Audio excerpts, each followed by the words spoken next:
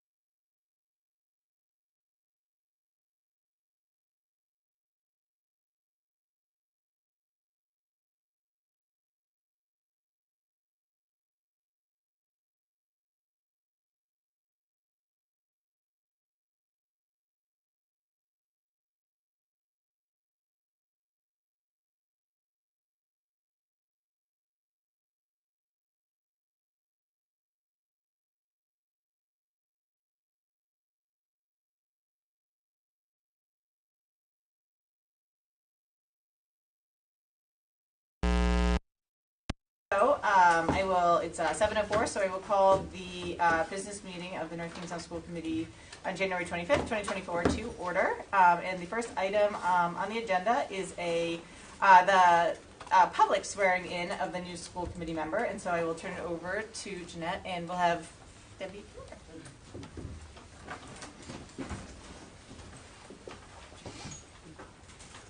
Feel bad, Jim Sheehan didn't get an opportunity to do this as well.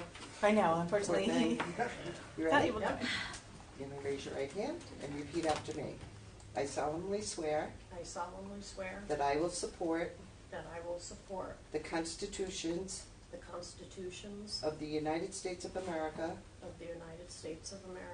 and of the state of Rhode Island, and will obey the laws of the United States and of the state of Rhode Island, that I will in all respects observe the provisions of the charter and ordinances of the town of North Kingstown, and will faithfully discharge the duties of the office of school committee.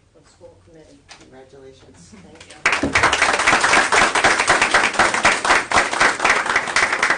Congrats. Thank you. Thank you, Jeanette. Is it okay? Thank you so much, Jeanette. You're welcome. Oh, I would too. Oh, yes, that's a rule at the school committee. Once you're done with your thing, you're welcome to go. It's you're also welcome to stay. It's a thrilling show, but I know some of you are here for some special recognition today. So know that we totally understand that, especially folks that work in the district and also students have to go to bed, to be honest. Okay, so we will be having so first of all, welcome, Debbie. We're very glad you're here. And as we mentioned, unfortunately, the other new school committee member, James Sheehan, is unable to join us this evening due to personal reasons, and we look forward to his first meeting hopefully soon. And so, as you can see on our agenda, we will be doing an executive session at the end of the agenda, so we'll circle back to that later. And so, the first thing on our agenda right now is the Pledge of Allegiance, so please join me if you're able. Pledge of Allegiance to the flag of the United States of America, and to the republic for which it stands, one nation, under God, indivisible, with liberty and justice for all. The other day, Dr. Duva had to do that in front of a bunch of school children at the spelling bee, and he was on the microphone, and I was feeling pressure for you not to mess up. You did great. You did great. They were going to correct you. Yes, that is good. Again, we are very excited to have our new school committee member. As many of you may have known, unfortunately, one of our school committee members that was elected last election cycle, unfortunately had to resign due to personal reasons. And so in our town charter, that vacant positions go to the town council to appoint someone. And so we are so gracious that Debbie is willing to join us. She is a former school committee board member in her hometown of New Jersey, and have served students in that capacity, as well as a nurse at a college for many, many years, and has moved to Rhode Island, of course, and lives in North Kingstown, and is willing to join us. And so Debbie's term is until the next election in November, and so we are so grateful that you're here and sharing your expertise with us from your past board experience. So thank you. Thank you. So the next item on the agenda is roll call, so I'll turn it over to Jules. Erin Earl. Here. Robert Cate. Here. Jennifer Lima. Here. James Sheehan. Deborah Lukowsko. Here. Christine LaPierre. Maggie Bush. Here. And then the calendar. Tuesday, January 30th, School Committee Budget Workshop. Tuesday, February 6th, School Committee Business Meeting. Subcommittee meetings. Monday, February 5th, Policy Subcommittee, 5 p.m. Central Admin. Monday, February 12th, DEI Subcommittee, 5 p.m. Central Admin. School Committee office hours will be held Thursday, February 15th from 5 to 6 in the North Kingstown High School cafeteria. Thank you. So the next item on the agenda is presentations and recognitions. And we are very honored to recognize the dedicated service of two members of our community that we sadly have recently lost, Patricia Saunders and Joseph Peck. And so we're going to introduce Michelle, who is the supervisor of transportation, to kind of lead us in the ceremony.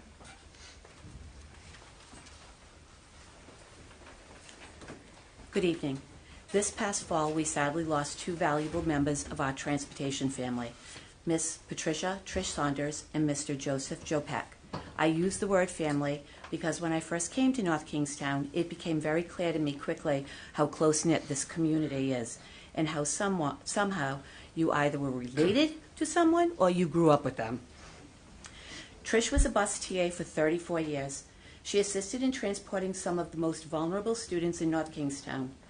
She did this with compassion and empathy for all. Not only did Trish form relationships with her colleagues, she formed them with her students and their families. Trish wore her heart on her sleeve, and she will be forever missed. Joe was a bus contractor with the North Kingstown Bus Contractors Association from 1986 until he retired in 2016. Upon his retirement in 2016, he could not walk away from driving a school bus, so he came over to the other side and began driving a minibus as a substitute on a regular basis. The care and compassion he had for all of the students was undeniable. I could go on for hours about what Trish and Joe has done for all of us. Both Trish and Joe had dedicated their careers to the students and families of North Kingstown. They have made a huge impact in not only the transportation office, but the entire North Kingstown community. As you can imagine, the loss of two legendary family members within our transportation office has left us all with a heavy heart. I thank you for recognizing and honoring both Patricia and Joe this evening. Now I would like to introduce Mrs. Tony Mumford, who has had the honor of working with them in the past. And is probably related to one. Somehow. Yeah. Good evening, and thank you for having us here tonight. It means a whole lot. You have no idea. I had Trish's children on the bus. Funny to sit here and say they were in elementary school when I had them, but they're getting older and I'm not. So Trish Saunders has been a vital part of our transportation for 34 years. She worked on the big buses and she worked on the mini buses. Trish always had a smile on her face, and I gotta say, I never saw Trish upset or anything. Her heart and soul was right here. So Trish loved working with her children, and Trish was one always to make sure her children were safe, and while in her care, those children knew they were loved. Trish had great patience and understanding for all children, young and old. Trish loved to tell new and old stories of adventures she endured over the years on many buses she served on, and Trish was never one to say no. If Trish was needed and available, she would help in any way she could. Trish worked as hard as she could. She was a single mom of 4, with whom she was very proud of, and always had a story to tell about her beautiful, beautiful grandchildren. I could go on and on with stories and adventures with Trish because she meant that much to not only me, but to many others here tonight. Joe Peck. I have known Joe all my life. I could tell you some stories, but we won't. Joe became a bus contractor in 1986, and he was a contractor for 30 years. And once, like Michelle said, he retired, Joe did not sit home and twiddle his thumbs. Joe decided and got out as a substitute driver on the minibuses or wherever he was needed in the North Kingstown School Department. He worked on the big buses and the little buses, and he worked up until this past fall. Joe, like Trish, had great patience and understanding. Joe drove a bus for some size for some people that are here tonight over the span of driving buses, and I am sure there's quite a few here that could tell you a few stories also, and they're popping up in their heads right now. And just thinking about Joe would make you smile. Joe's wife, Nancy, which is my cousin also, and I call her Nance, is also known as Lovey. And she has 2 children, Stephen and Tracy, who all know too well how much Joe loved making money and his good math sense. And he was right exact to the penny, not a joke. as Debbie would know. He was right on it. Joe's grandchildren, the A-Team and Weston and Jackson, were the joy of his life. These two great hard-working people were taken away too soon. If you ever met either one of these two people, you would know you were in great company. The families of Trish and Joe will always know they have a special place in all our hearts. Trish Saunders and Joe Peck are our North Kingstown's unsung heroes.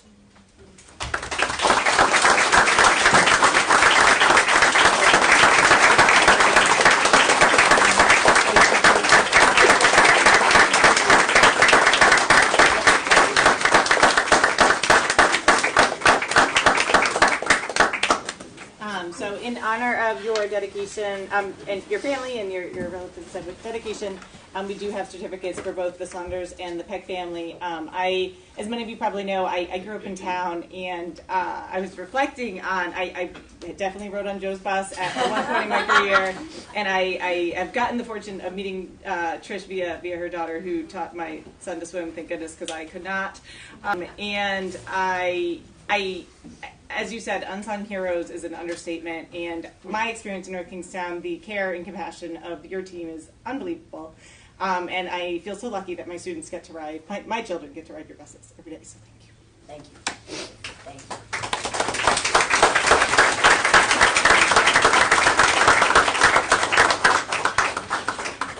And on behalf of the school department, I want to thank both Joe and Trish for their many years of service, and for working for the school department for 30 plus years of time is a lot of dedication that they both provided to our students, our community, and families. So that's greatly appreciated, and I want to thank the families for what they provided to us here in the school department and to the community of Kingstown. And while we have so many from the transportation department, I just want to put a thank you out to all of you, because I know you don't always get recognized for what you do for our community, driving the buses, everything you got to do every day with the kids. You're the first people that our students see in the morning, and the last people they see when they go home. And it makes a big difference of how they start their day and how they end their day. So thank you. Thank you. Thank you. As I said, you are welcome to stay we have some exciting budget stuff happening later, but also we can play. I'll take a quick recess. I'll do a 3-minute recess if you 5 like. o'clock comes early. Yes, I can imagine. Thank you very much. So I'll call a 5-minute recess.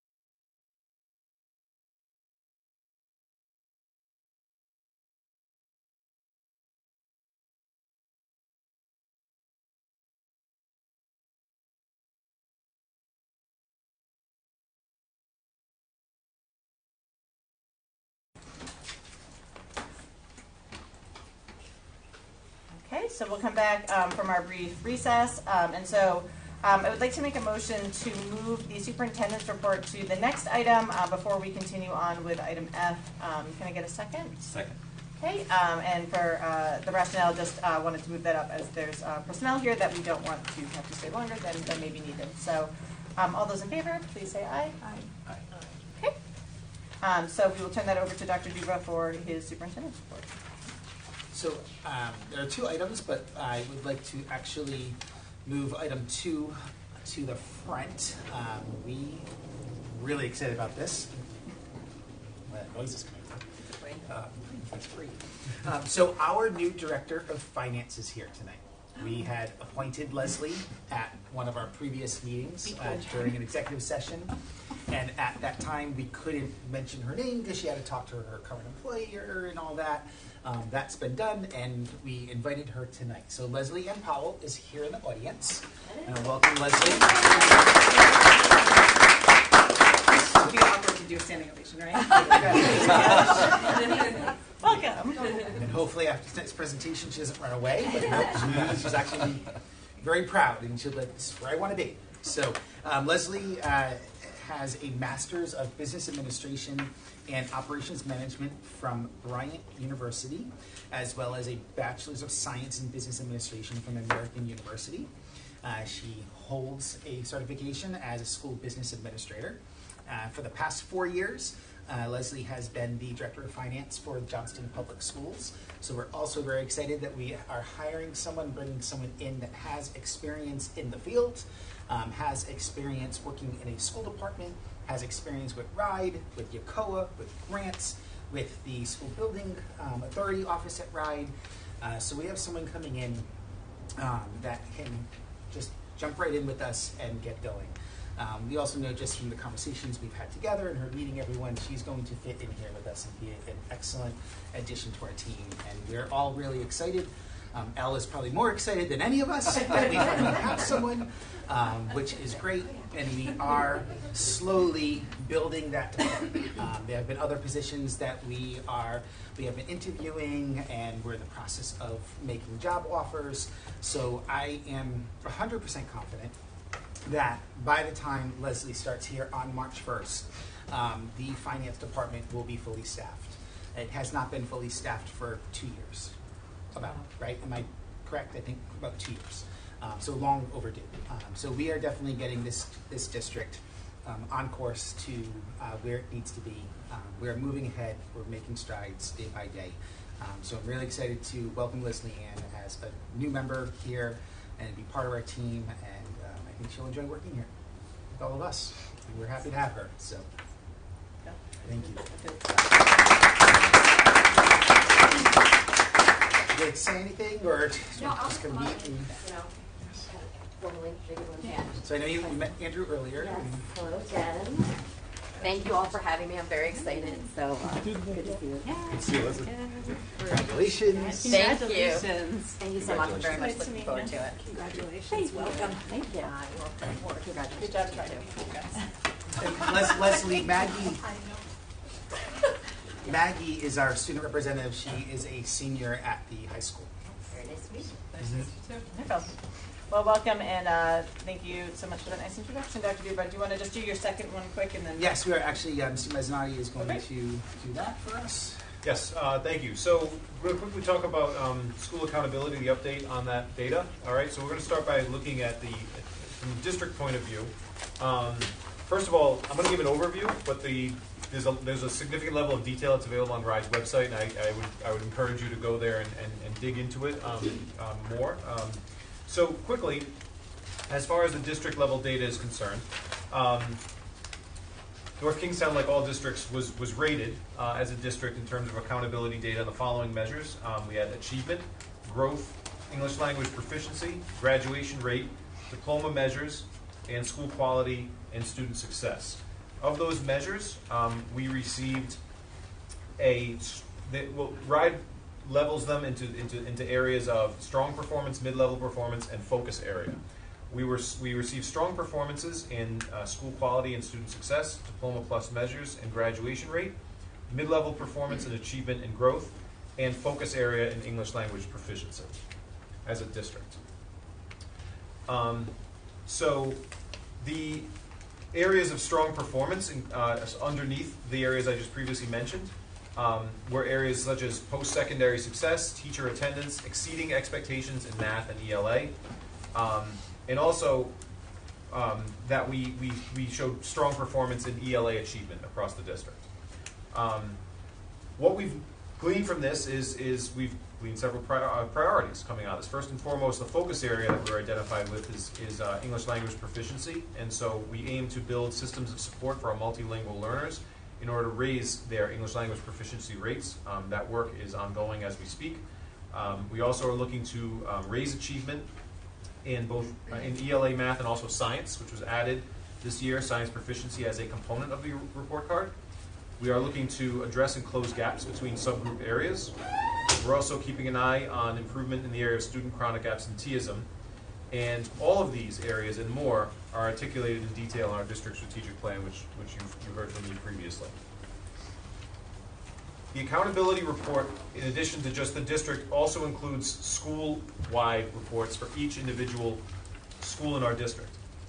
And similarly to what I just mentioned, school accountability measures include achievement and growth, school quality and student success, English language proficiency, diploma plus measures, and graduation rate.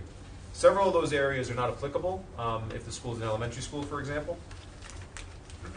So one of the things that is important to understand about the school ratings, and this is something that's really widely misunderstood publicly when it comes to the STAR reports, because each school is given 1 out of 5, 5 stars being the best, and then 1 out of 5 total, is that the way the ratings work is that your overall rating is the lowest star rating you receive in that individual performance area. So a good example of that would be our North Kingstown High School, which earned strong 5-level performance in 3 out of the 5 categories, a 4-star level performance in a 4th category, but a 2-star level performance in the area of English language proficiency. And so as a result of that, our school is listed as with 2 stars. But that doesn't take away from the fact that we performed very well in the other areas. That being said, English language proficiency remains a very high priority that we are working on diligently. Overall, our schools, we had 5 schools which were recognized with, 3 schools which were recognized with 5 stars. Those schools were Hamilton, Stony Lane, and Fish and Cove. Our Whitford Middle School was recognized as 4 stars, Forest Park 3 stars, and then the high school, Davisville Middle, and Quidnessa Elementary as 2 stars. Was our rating there. All of these schools, we can go through them in detail. We won't do that, but we can. But I would encourage you to go and look in detail on the website as far as focus areas of concern within each school. I can say that what I came away with from this was I felt and the team felt in our discussions that the priorities that we identified in our strategic plan very strongly aligned to the needs that came out of this report. And so we feel good about the work that we're doing, and we're going to continue to do that work very hard to get better in those areas. And we're excited. We're excited to move forward. So I'll take any questions if you have. I have. This is wonderful. Thank you so much. Great information here.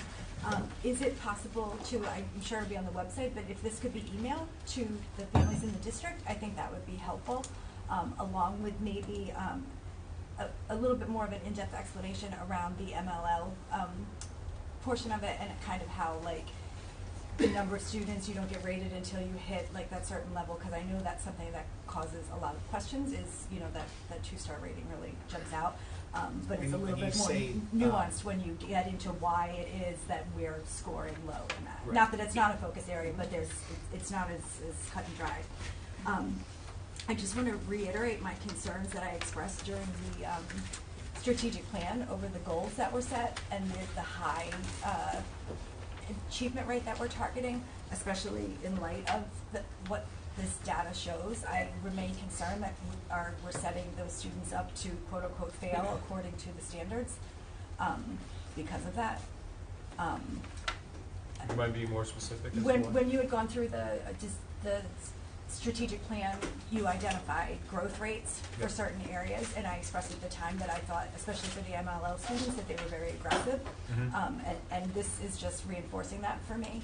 I want to ELA, just, and it, right, is that same or different? Yeah, it's for the multi-language learners. Yeah.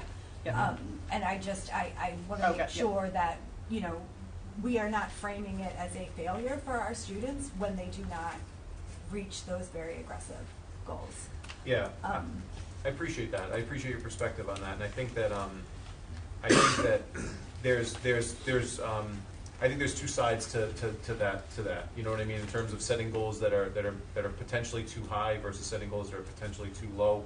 I understand completely. I like setting the bar high. I feel like we have a wonderful school district here with wonderful people who are dedicated to improvement. I understand that test scores are not everything, and that doesn't, to me, like have an indication of this is like a be-all and end-all. It's a metric. It's an important metric, but it's only one, and our students obviously mean a lot more than just a test score. But I also think it's important to work towards a goal. Absolutely. Yeah, so absolutely. maybe what we could do is, in the interest of time, maybe in a future meeting we could get a little bit more information about like what some of the strategies we are doing, particularly in that area. Because I remember too, Rob, you said that those percentiles that we were reaching towards was state kind of set, and so I'd be interested to know from the school committee perspective what resources we might need to invest, shift yes. and invest in to help reach that. Because I'm a yeah. big fan of high goals too, but we also need to make sure that we have the things there to help the students be successful. So great. Agreed. Any other questions? Just one other Yeah. comment. I noticed that we also were rated as a focus area for the high school in the suspension rate, and I just wanted to call attention to that. I know that we recently formed the committee to investigate discipline, but I think this is another indicator that there are some issues in that area. Do you know, is this the first time that we've gotten this rating in this area? No, not to my knowledge. Yeah, I'm sorry, because not having gotten this beforehand, I couldn't look, but I just didn't know off the top of your head. And we can always revisit this topic at a future meeting. Yep. I'm not trying to rush us for the sake of rushing it, but I think it's an introduction, and then we can go from there. Do you mean the suspension is a new? As a focus area. It's always. Charlie, sorry if you're. Mike, sorry for the people. Sorry, Jen. Did you mean like it's a new I'm just indicator? asking, like this, because I hadn't seen the data. She's asking, is that a new problem? So, well, Right? Like, is that a new? is this the first time that we've been rated at this score for this area? We One of three. We only got 1 point in that area, so it puts us at a focus area for that. yeah. So in the past, we have never been 1 point. Okay. This is the first time Okay, we've had that it. Yeah. was my So that's thinking. true. Okay.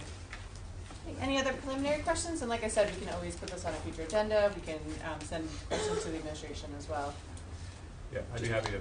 Yeah. Just quickly, the schools, because I noticed a number of the schools, they don't have, English language proficiency was not considered because it says non-applicable. Does that mean there are no students at that school? It would mean that the percentage is too low. Okay. Okay. I did think about that when I was looking at these. I think it would be interesting to compare it with the percentage of students at each school, because I was also wondering if, for the schools particularly that received 2-star level for that particular item, what the percentage was in compared to other schools, as far as like the population of MLLs receiving ELA. Percentage of students or percentage of like scores on the Students, like how many students at each school. I think that's what I was curious about as well. It's just, you can kind of see, like the high school, of course, has all of our students in the district, but I was wondering if there was some disproportion as far as students in different schools that may have affected the scores. When you go into the charts too, it gives you a little more. Well, I'll go, yeah, information no on worries. that. Yep, but that was just what I was Break thinking that. about when we were doing. Okay, thank you so much for this. This is You're welcome. wonderful. Anything else from the superintendent's report for now? Debbie, you good? Maggie, any questions? No. No worries. Just checking, Maggie.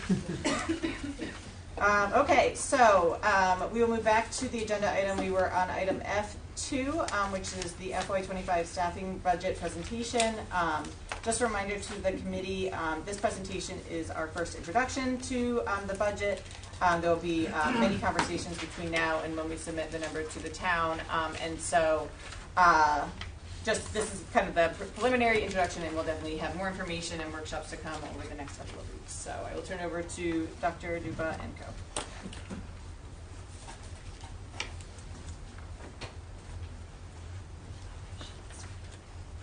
definitely got that in.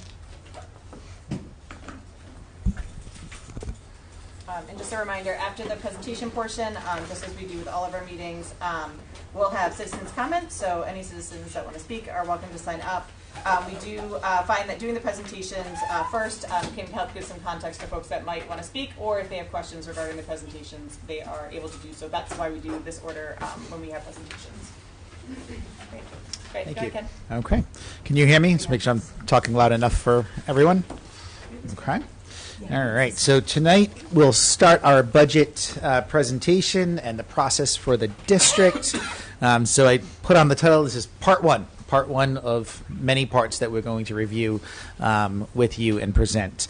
So tonight we are starting off with the staffing and student projections and the salary and benefit budget. We thought it was important to start off with that, and then next week we'll get into operations and then capital, and that'll give you an entire picture of the district. So I just want to start off just going over the process. I want to make sure that the school committee understands our process of how we are putting the budget together, as well as our community.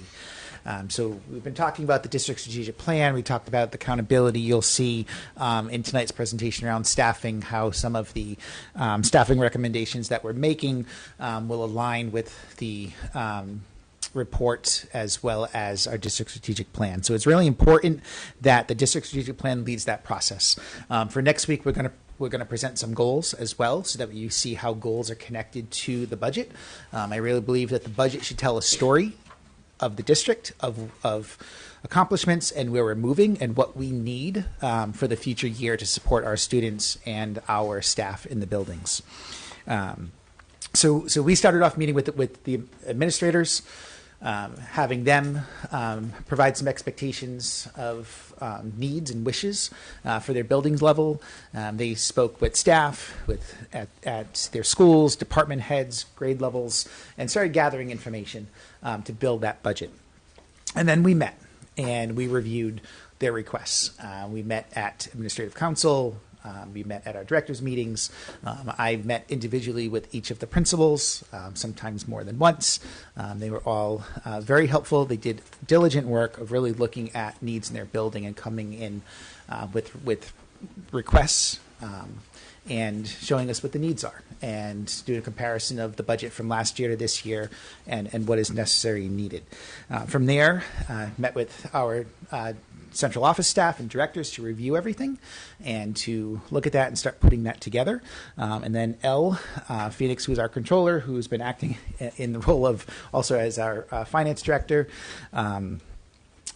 we started pulling it together and looking at that and making comparisons to last year and this year. So that, that's the process, right, of how we're putting this together. And I just think it's important that you know how we're looking at that for you and the collaboration that's happening. I really believe that you have to start with our staff that are working directly with our students and the principals in our buildings and creating that budget for our district.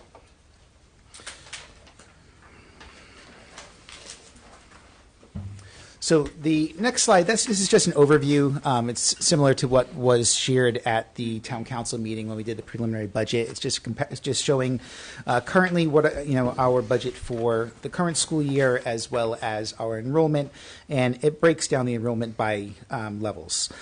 So there's at the time, I always like to use some consistency with our numbers of looking at where we are. We always have to report to RIDE different points of the year. So October 1 is a time of giving enrollment numbers. It's best to use those dates so they're consistent. And then you'll see other projections that I did for today from the beginning of this calendar year, so that we were looking at consistent numbers throughout. 20% of our population receives free or reduced lunch. 14.6% of our population are students that receive special education services, and 2.4% of our population are students that are multilingual language learners. The next slide provides you an overview of the district hierarchy of positions that we have in the district from central office down to the school level. I'm not going to go over this specifically. You have this here, but you see, it starts off with the school committee who oversees the district, and then superintendent, assistant superintendent, and we have all of our central office staff. So we have, myself, we have chief operating officer, assistant superintendent, director of human resources, director of finance, director of student services, and under each of those directors, we also have the departments that they oversee. So you can see the chief operating officer oversees 4 departments. Everything was it was tight to fit on here, so it's not that facilities is over transportation. It's just I had to put that in there. But the 4 departments that our chief operating officer oversees is facilities, transportation, information technology, and food services. And then within each that department, we have the staff, and those directors and supervisors oversee those staff members. We have our director of human resources, our assistant superintendent, oversees our curriculum and instruction for the district, so that's our director of curriculum, as well as all of our building principals. So we have our building principals, assistant principals, deans, and then we have all our staff in our building. So all of our certified staff, our educators, support staff, non-certified staff, that'd be clerks, secretaries in those buildings. We also have the athletic director. I oversee the athletic director, but he works closely at the high school and middle school with our principals for providing our athletics department to our students. We also have an assistant athletic director as well, and that position is a split position. It's assistant athletic director as well as athletic trainer. We have our director of finance, and in that department, we have the director of finance and controller. There are a few other members in that department. We have a staff accountant. We have a payrolls clerk. Trying to think of names of all the other positions, but then we have 2 other members that they do purchases and receiving and bills, accounting within there. So under our director of finance, there are 4 other positions in that department. And we have our director of student services, who oversees special education services for the district, as well as any other mental health and nursing services that falls under that department. There's an assistant director of student services in that department. And we also have our early childhood coordinator who oversees our early childhood programs, the preschool programs for our students that are in the age of 3 to 5, with the referrals from early intervention and child outreach. And the new position of a special education coordinator, LEA, also is in that department. And that department oversees all our special education services, our mental health staff, which would be school social workers, school psychologists, nursing staff, and those services there. So it's an overview of our district. On the next slide, I just have a comparison of student projections for us. These are projections for the upcoming school year, for the 24-25 school year, as well as our current projections. So the yellow is the current year that we're in, and then the black line are the projections for next year. So I'll just go through that so you can see where we are, and I'll show that comparison. So at preschool,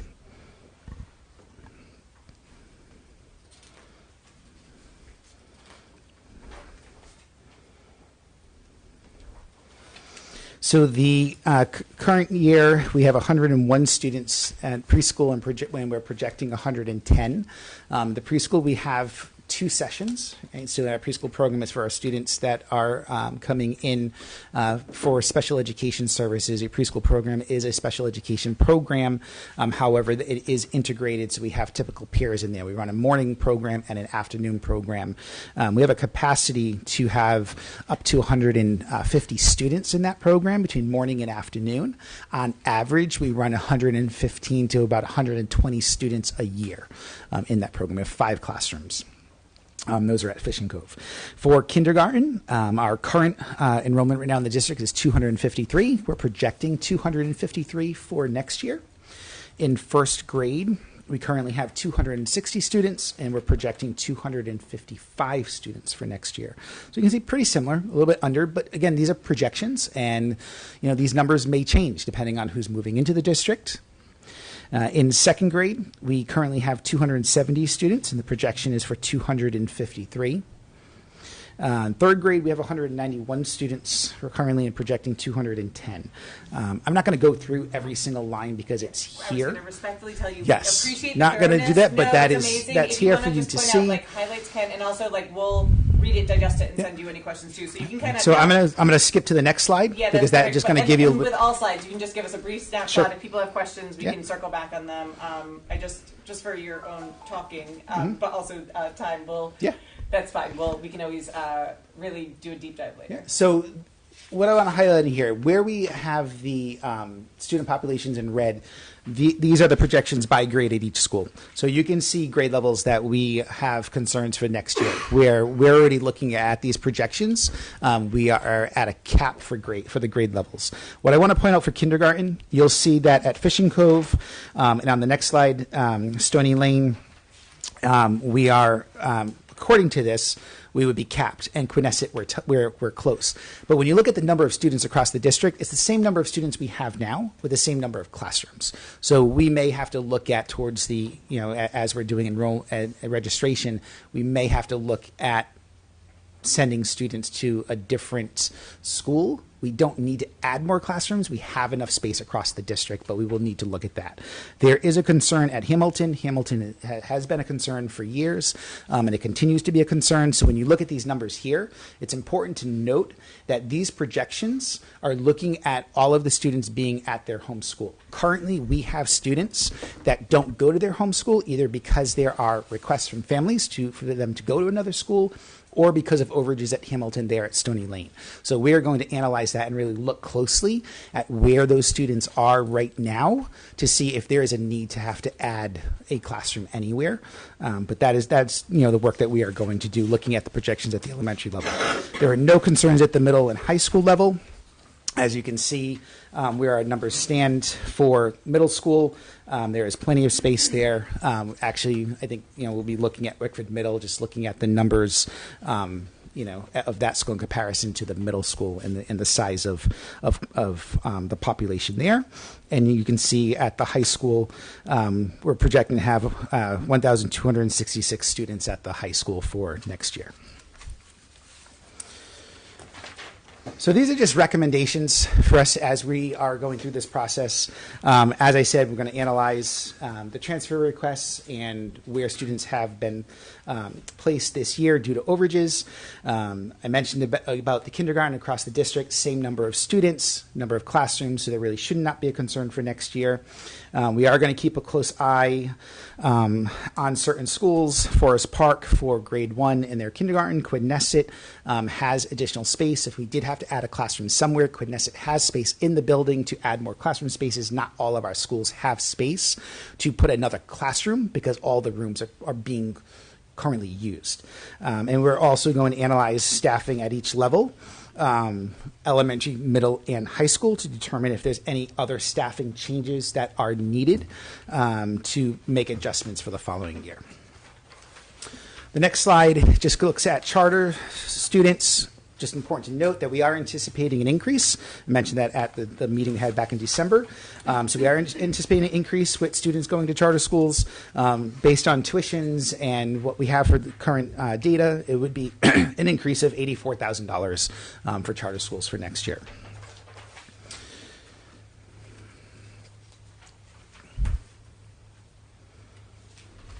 So just enrollment and staffing impacts, we are looking at having about a 2% decrease in student enrollment for the following year, but there are pockets at different grade levels that we do need to look at and consider. Anticipated overages in kindergarten, but what I mentioned earlier, across the district, we should be okay based on that. We are anticipating some minor changes in special education programming. Dr. Santer is going to come to our next meeting to be able to share that with you and changes that we are looking to make. They're minor changes, and they're not going to impact additional staffing. It's just looking at where programs are and looking at how we are using our current teachers in the district to better meet the needs of our students. And also, we're going to talk about the ESSER positions because we have evaluated those positions and making recommendations for current positions that are in ESSER and what we want to do for the current year.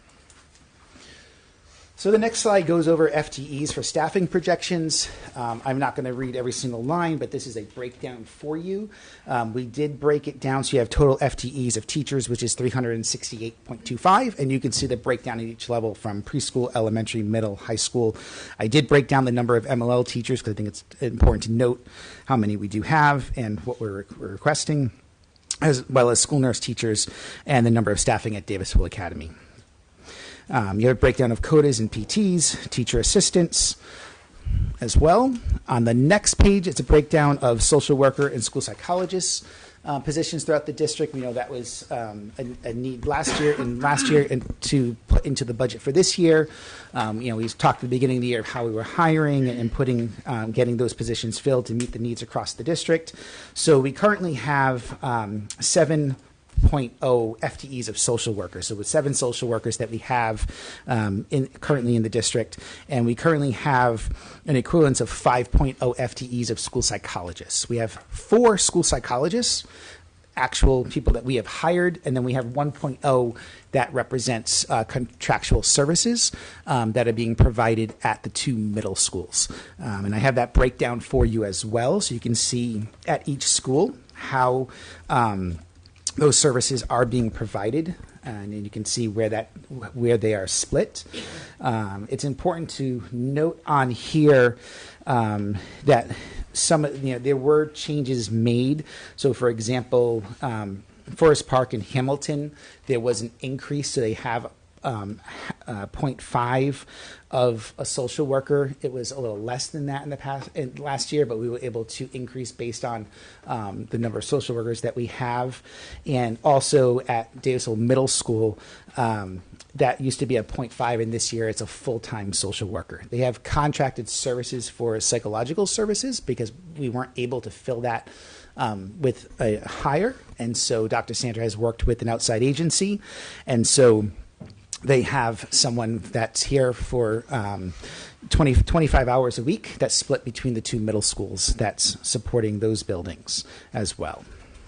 And then at Davisville Academy, we provide clinical psych services, and that's through a contract as well. So the recommendation for next year is to continue with a contracted service for Davisville Academy, but we're hoping to fill. And we were talking today, we really do believe that we can do that, looking now to fill the other position for the middle school. So it's not a contracted service, but it's an actual, an employee that we're hiring for next year.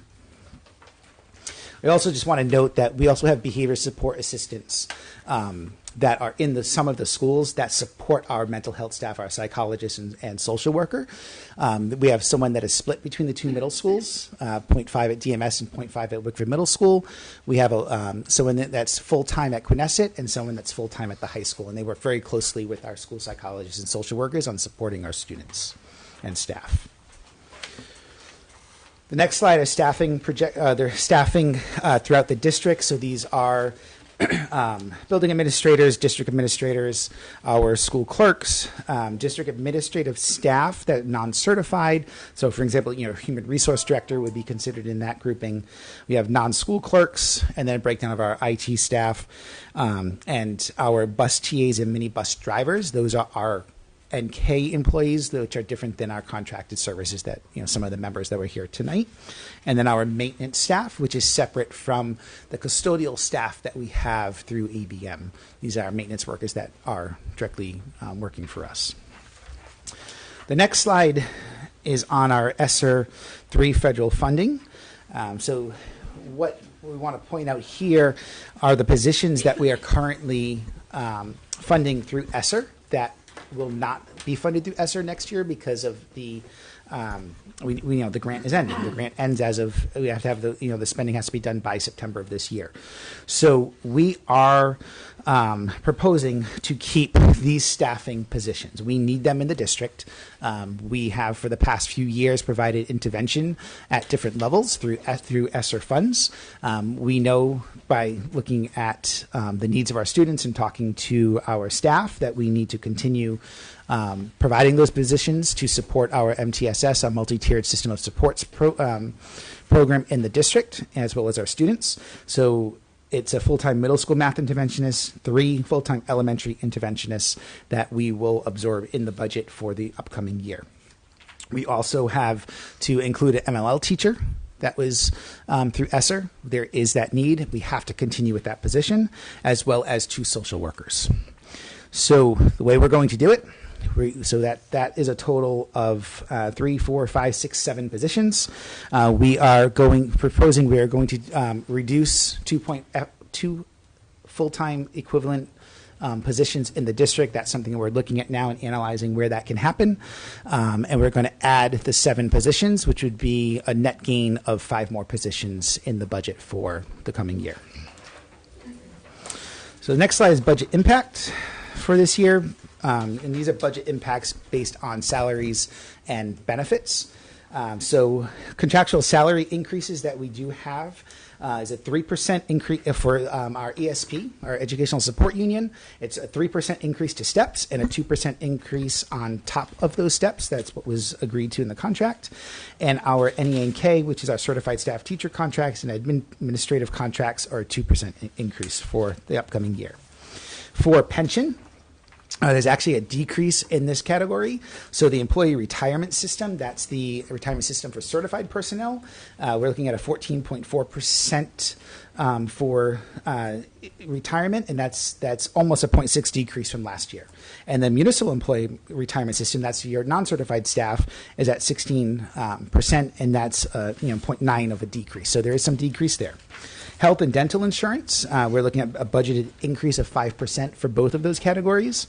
And then the other thing I just want to note, because this is a budgetary impact, and just want to make sure we're all aware of this, is that with the contractual agreements that we have for parental leaves, that is definitely creating an impact on our budget that we need to plan for this year, that we've been working on this year and looking at how we're funding that.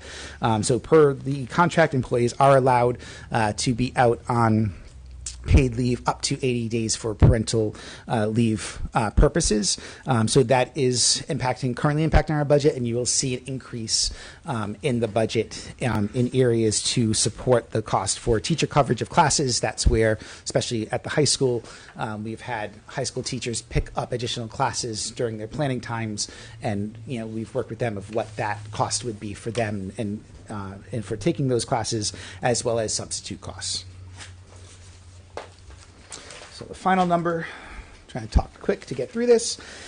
So our projection for salaries and benefits for the coming fiscal year for salaries, $45,797,180, and the benefits will be $16,987,304.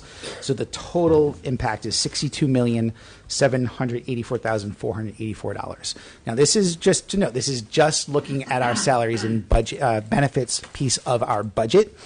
So as far as a difference between the current year, fiscal year 24 to fiscal year 25, that is an increase of $1.8 million. Next week we're going to get into more details around the operating budget, and you'll see the total budget projections for the district. So. Elle does have additional information to share as a breakdown of the salaries, just to give you a overview of each of those areas. So I'm going to have her share that with you right now. Any questions? Or do you want to? Yes. Quick one, and I have some other ones that I'll send you separately. Sure. But the 2 social worker positions that you're proposing that we throw into the general budget, they are included in the sheet.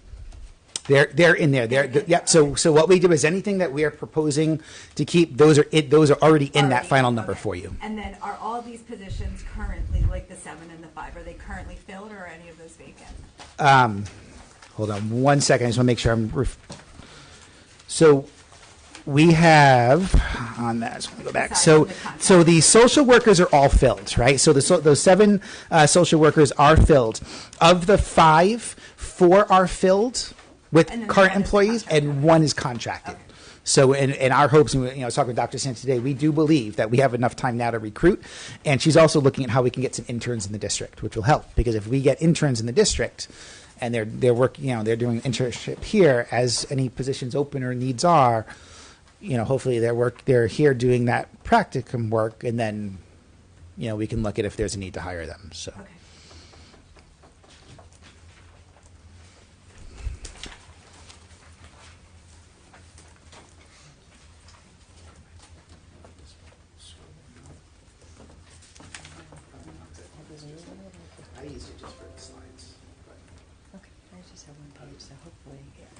to do too much.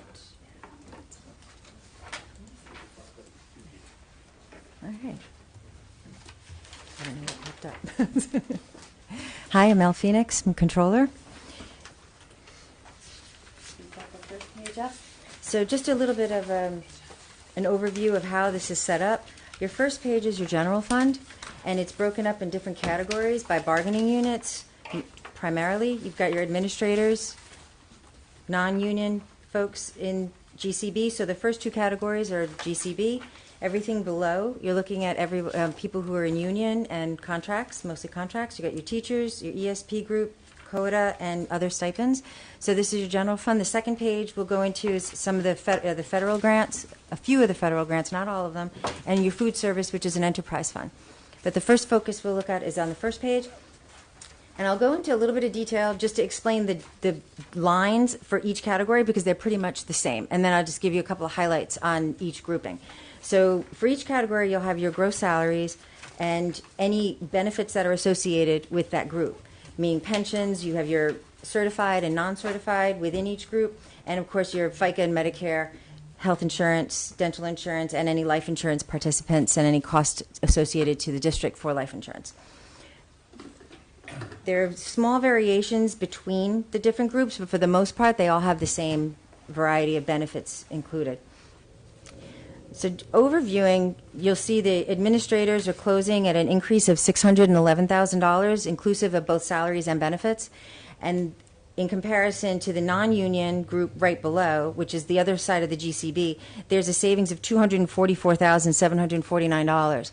And the reason you're recognizing that savings here and such a disparity between the two is because as the district has transitioned from the whole administrative team having one COO and several supervisors underneath, we're now in a position where those supervisors have been elevated to a director's position status. So you'll see the FTEs have shifted from the non-union position, non-union supervisor grouping below up to administration.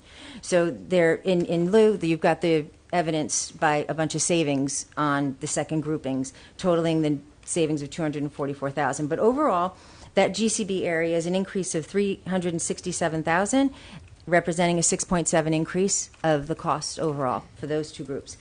So going down into teachers, again, the FTEs 368.25, which Kenny, with Dr. Duva, had introduced in the previous slides. Your overall, again, for the same salaries and benefits combined is $1.2 million, $1,284,000. You're not seeing a huge savings in the pensions here, where you normally would imagine you'd see a savings in pensions because the rates went down, because we did absorb the ESSER positions. So you're seeing an increase of $51,000 in the certified pension costs, but that's simply because we've absorbed additional positions. It's not that we're not recognizing the reduction in the pension rates overall in the state. Moving into ESP, you see the same. This is a contractual. The $75,000 increase in salaries you're seeing is, again, the 3% contractual rate. That's part of the bargaining unit. And you also notice a lot of these costs are fixed. The pension rates, the FICA, the Medicare, these benefits, the health insurance, these are fixed costs. So there's not too much play and not too much movement in these. And you'll notice ESP is an increase of $58,000 overall. And what you'll see in the health insurance, it's hard to dictate the increases and decreases. As I analyze this, I look at the health insurance and say it went up $22,000, but the dental, there's a savings. That is simply the new people. We did hire a lot of people in ESP. Last year there was a much larger amount of vacancies, and this year we recognized what the actual costs are with health insurance and dental, and it just appears that the people who were hired did not take on the dental, but they did take on the health insurance. So you do see it's a strange combination there, but it's been reviewed and it's accurate. The quotas, same type of situation. We have added quotas and we've increased the salaries based on contracts, and the overall increase of $75,000 for that group. Now, the only area that we were able to really have any type of, transitions, analysis, and potential movement would be in the stipends area. Many of them are in contracts. Some of them were not. So we tried to take a better look at this group than we did last year, a little bit more depth. there's not a lot of change in the overall stipends. You could see the first four groupings where you have salaries, pension, and your FICA and Medicare. Not a whole lot of movement there, but the big movement that you see in the $72,000 increase is based in the other benefits. And what you'll find is in other benefits is workers' comp and unemployment. So those are things that's really where the increase of cost is there, not in the stipends. So the stipends are contractual. We've reviewed them, kind of gone through them, but we are self-insured as far as unemployment's concerned. So these are consistent increases over the last several years. So that's our general fund, and we are closing our general fund with a total salaries expectation of $45,797,549.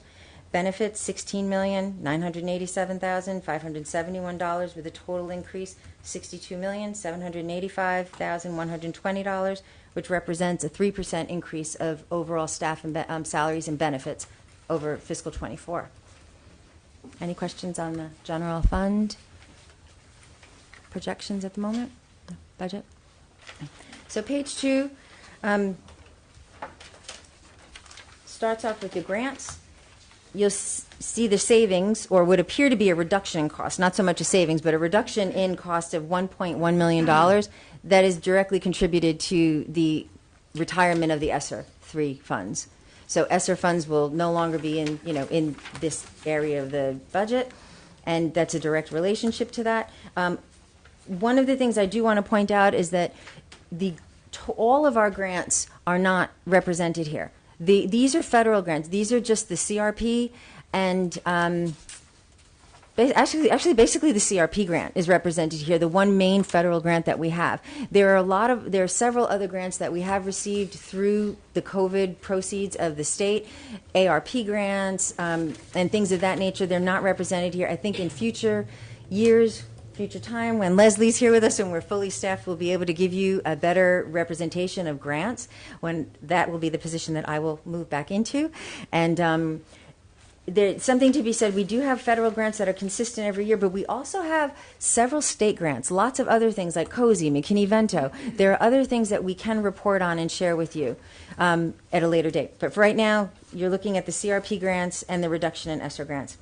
And food service, of course, for anyone who doesn't know, is an enterprise grant. It's an enterprise fund, rather, which means it creates its own revenue and also maintains its own costs and expenses. There is no funding from the general fund to support the food service grant, the food service enterprise fund. That is strictly maintaining on its own. There are grants that come from the state, like the supply chain and several other grants, but we don't report on them here. This is primarily the food service revenue.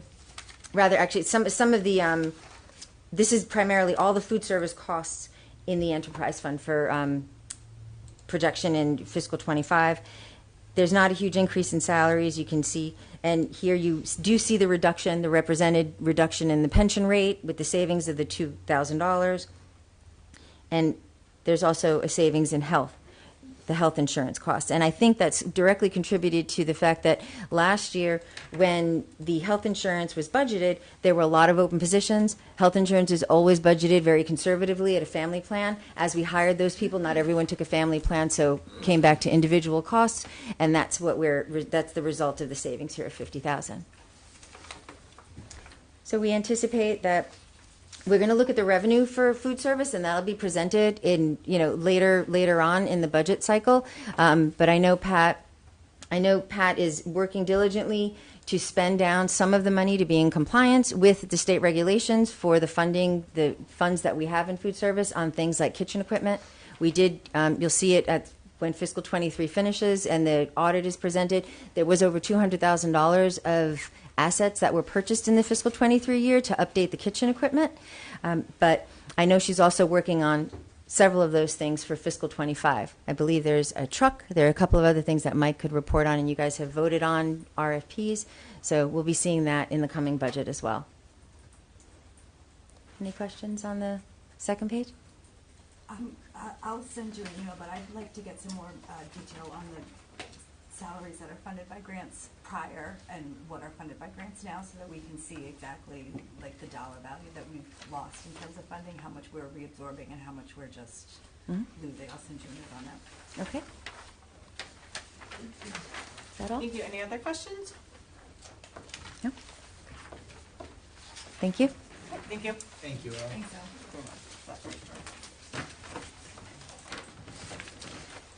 Elle. Okay, so thank you so much. Sorry. Jen usually has more questions, to be honest, and I ate a chip. Respectfully, I thought I had a minute. I did not. Thank you so much for that presentation. Really, really nice job. Bye, Leslie. Nice to meet you. Thank you, Elle. Bye. So we look forward to more information, but I think that's a great start, so I greatly appreciate it.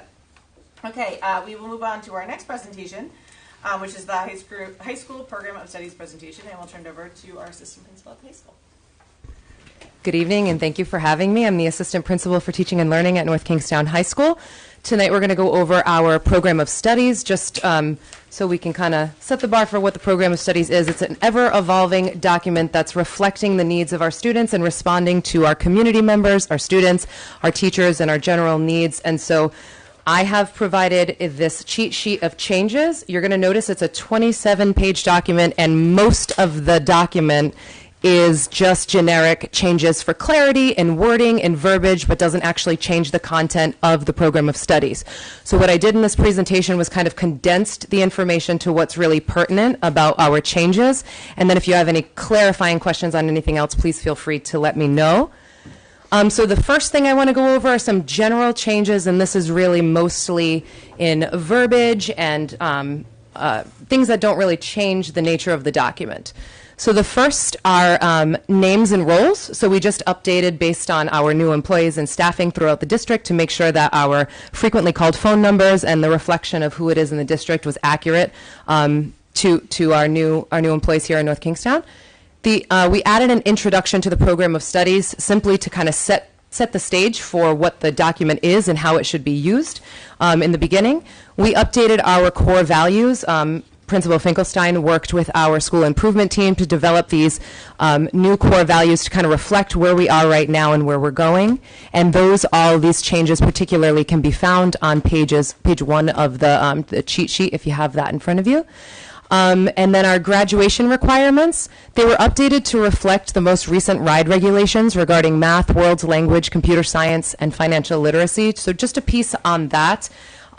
Recently, RIDE has moved some of their regulations basically to make sure that all of our students are leaving high school with equal opportunity to engage in either college or career, whatever their post-secondary plans are, that we're ensuring that they're prepared for that.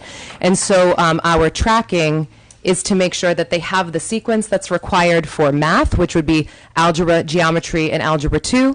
In world language, that they have 2 consecutive years of a world language, so they're being set up for the requirements that we're getting from colleges and certain employers, that they're expecting these things when they're coming out of college. When they're coming out of North Kingstown High School, and also ensuring that there's a computer science element and a financial literacy element. So you'll find in the document, illuminated on my cheat sheet on page 1, that we updated some of those graduation requirements to be reflected for our class of 2028.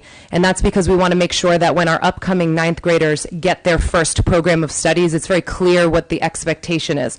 In terms of rolling out what all of that looks like, we have a little time to kind of maneuver how our schedule and our staffing and everything that we are kind of offering to address these changes actually looks, but we have to make sure that the program of studies reflects what they're expected to do in their 4 years.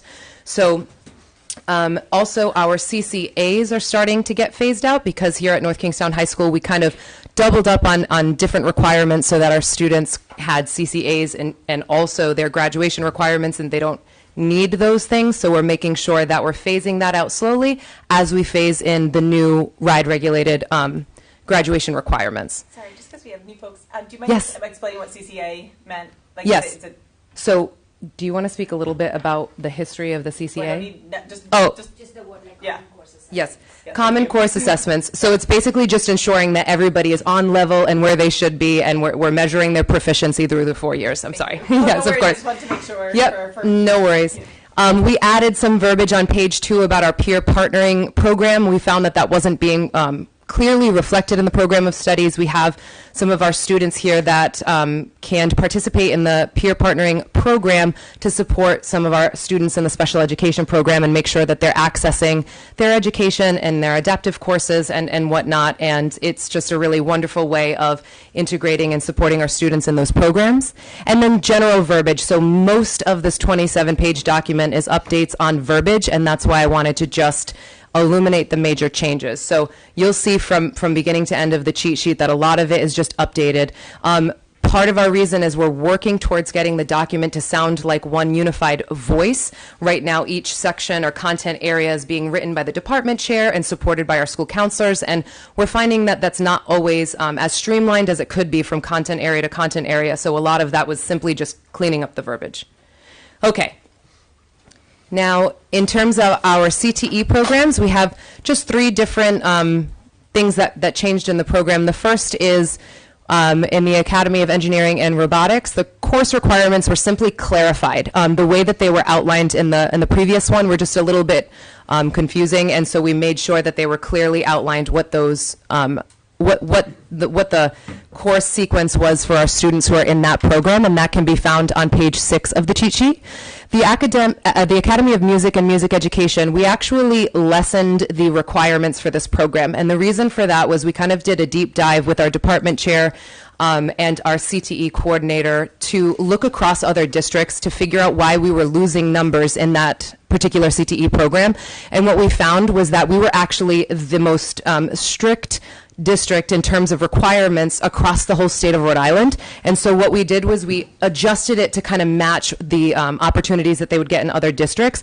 And we have found that we're starting to see a little bit more enrollment in those areas kind of in reflection of that. So we're excited about that. That is illuminated on page 7 of the cheat sheet. The machinist program, I know that had been spoken about in previous years and programs of studies. That has officially been approved by RIDE as a formal CTE pathway. We're finding a lot of success. Our students, they are duly enrolled at North Kingstown High School and CCRI to kind of access what they need to move into a career at Electric Boat with the necessary licensing and preparation to move into a manufacturing career after high school. Name and credit changes. So in the following slides, these courses names changed or their credits, including honors or college level credits, may have adjusted. So the 2 first changes were with basic foods and advanced foods. Those names were changed to Culinary 1 and Culinary 2. This is on page 13 of that cheat sheet. And also you're going to find that child development was removed. And I'm just going to pause for a moment and hand it to Mrs. Finkelstein about this particular change because there's a rationale as to why that shift is going on. Thank you, everyone. I asked Jackie if I could just jump into that slide because there's some historical information that I thought is important to share. So we had a consumer science teacher at the high school, lovely teacher who I'm glad she got to retire, but she would teach food courses and she would also teach child development courses. And every year we would decide what would run based on the enrollment and the numbers. So some years we would have more interest in food courses, and some year we would have more enrollment in child development, and some years we would run both, and some years we would just run the food courses. With her retirement, our vision was to expand the programs into 2 different areas, which is we want to offer culinary and offer the CTE courses leading to an industry level pathway that the students could pursue. And so our consumer science teacher was not, I don't want to say replaced, but there was a new visioning around it, and we have hired an awesome culinary instructor who is a CTE certified teacher, has industry level experience. So we've moved to the basic foods to like Culinary 1, Culinary 2, Culinary 3. And we have worked with RIDE, and at this point we are very excited because we have received the Perkins grant, and we have a thumbs up from RIDE to move forward to make this into a CTE program. But we are working on like how the facilities would work and such. So we've already taken the first step. We have got some money under the belt to start expanding. So therefore, you see those basic foods turned into culinary classes.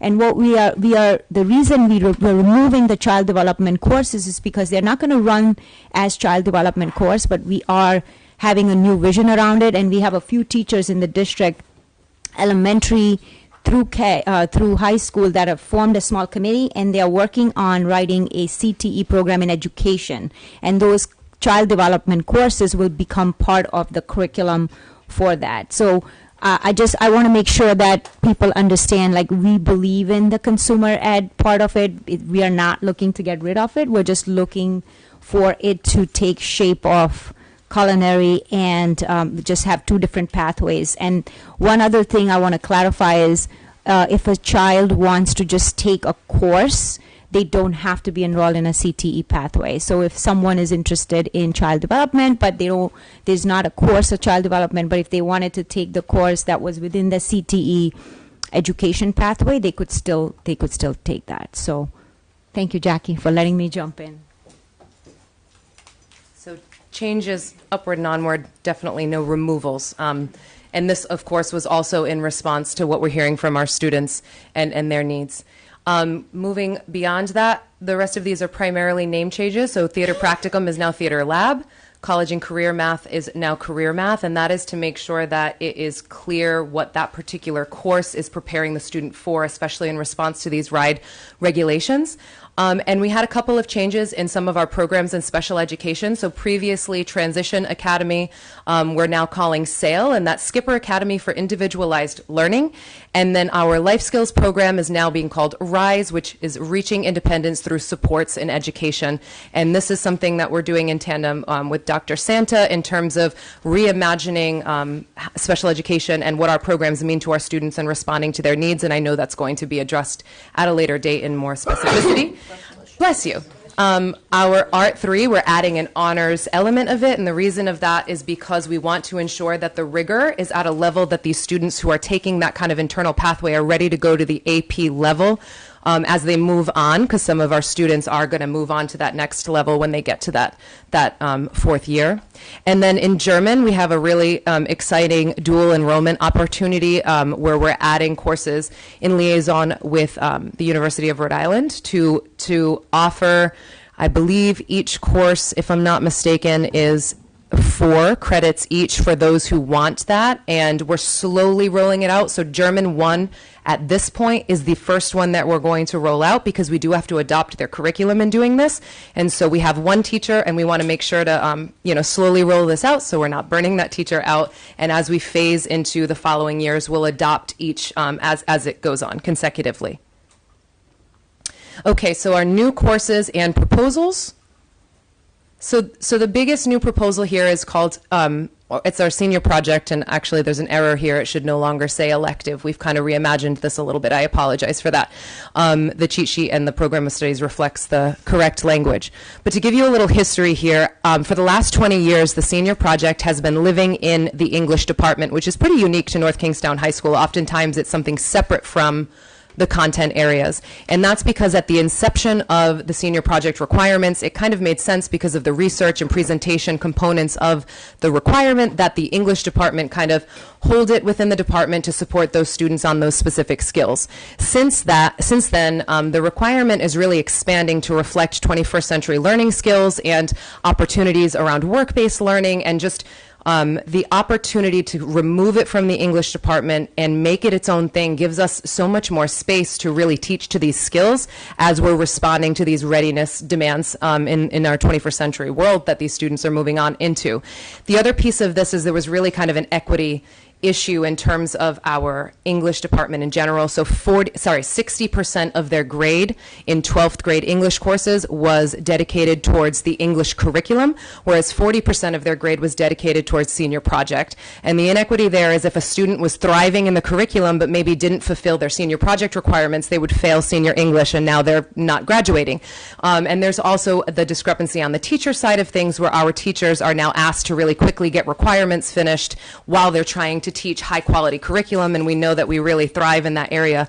Our English department does a fantastic job, and so this has been talked about for many years, and I think we're just finally at a point where we're imagining what that will look like. And so after a lot of in-depth research and looking at how we could do this even better, we decided we're going to slowly roll this out so that we ensure we're doing it correctly, and we're going to add it in so that it'll begin with the class of 2028, so there's kind of a clean change because of the requirements we're also having to add in math and world language, et cetera.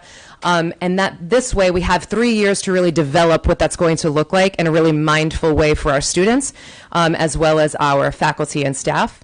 And so in the program of studies, we did make note that this will start with 2028, class of 2028, but that way when they come in, they'll see the requirement and what it's all about in their first program of studies. I know that was a lot. The rest aren't as much.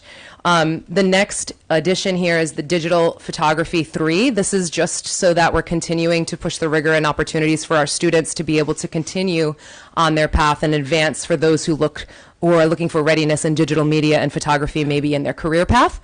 The third one is in response, and we had some discussion about this already today. So in response to our district plan as well as our school improvement plan, we too are noticing some of these discrepancies with our MLL students. And so our response to this, at least with the program of studies, was to include MLL 1, 2, and 3. So those are different leveled courses, different levels of intensity, where these students can actually enroll in a course and get credit for one-on-one support from our interventionists. At this time, our model is pull out, push in into classrooms and working with students during their PLT, which is their personal learning time. They don't get credit for PLTs. And so we have some of our students who are in real need to get that one-on-one time, and if we're putting too many PLTs into their schedule, now we're putting them back in credits. And so this was our resolution to be able to respond to those rigorous kind of data points that we're trying to get to, and now we know we have it embedded in the schedule to put it right in there for their support. We also included advanced digital design. This is also just to continue supporting these students who really want to prepare for those higher level courses or, careers in those areas as they move forward. And then criminal justice, this is a really exciting piece. So we had a resounding feedback from the community, from our students, from many, that we are fantastic here at North Kingstown High School at preparing our students for college, and we could do better in preparing our students for careers. And so we've been working really closely with the NKPD and our social studies department in terms of different ways that we can encourage and support students who might want to move into public safety careers or the criminal justice college pathway, and trying to respond to what we can do internally to prepare one way or the other kind of within the same internal pathway. So the purpose of the course is basically we would be adding this, which would allow us to formally have an internal pathway that includes forensic science, law, and criminal justice, and it also aligns with some of our local colleges' curriculum, where down the line we might be able to have liaisons that would allow for college credit, but it also within the course would give them experiences and potentially licenses, or they might be able to get certifications for those who might want to go from high school straight into a career as a police officer or a firefighter or something along those lines. So this was a really exciting addition to our program of studies because we're trying to make sure we're responding to being truly college and career ready for all of our students.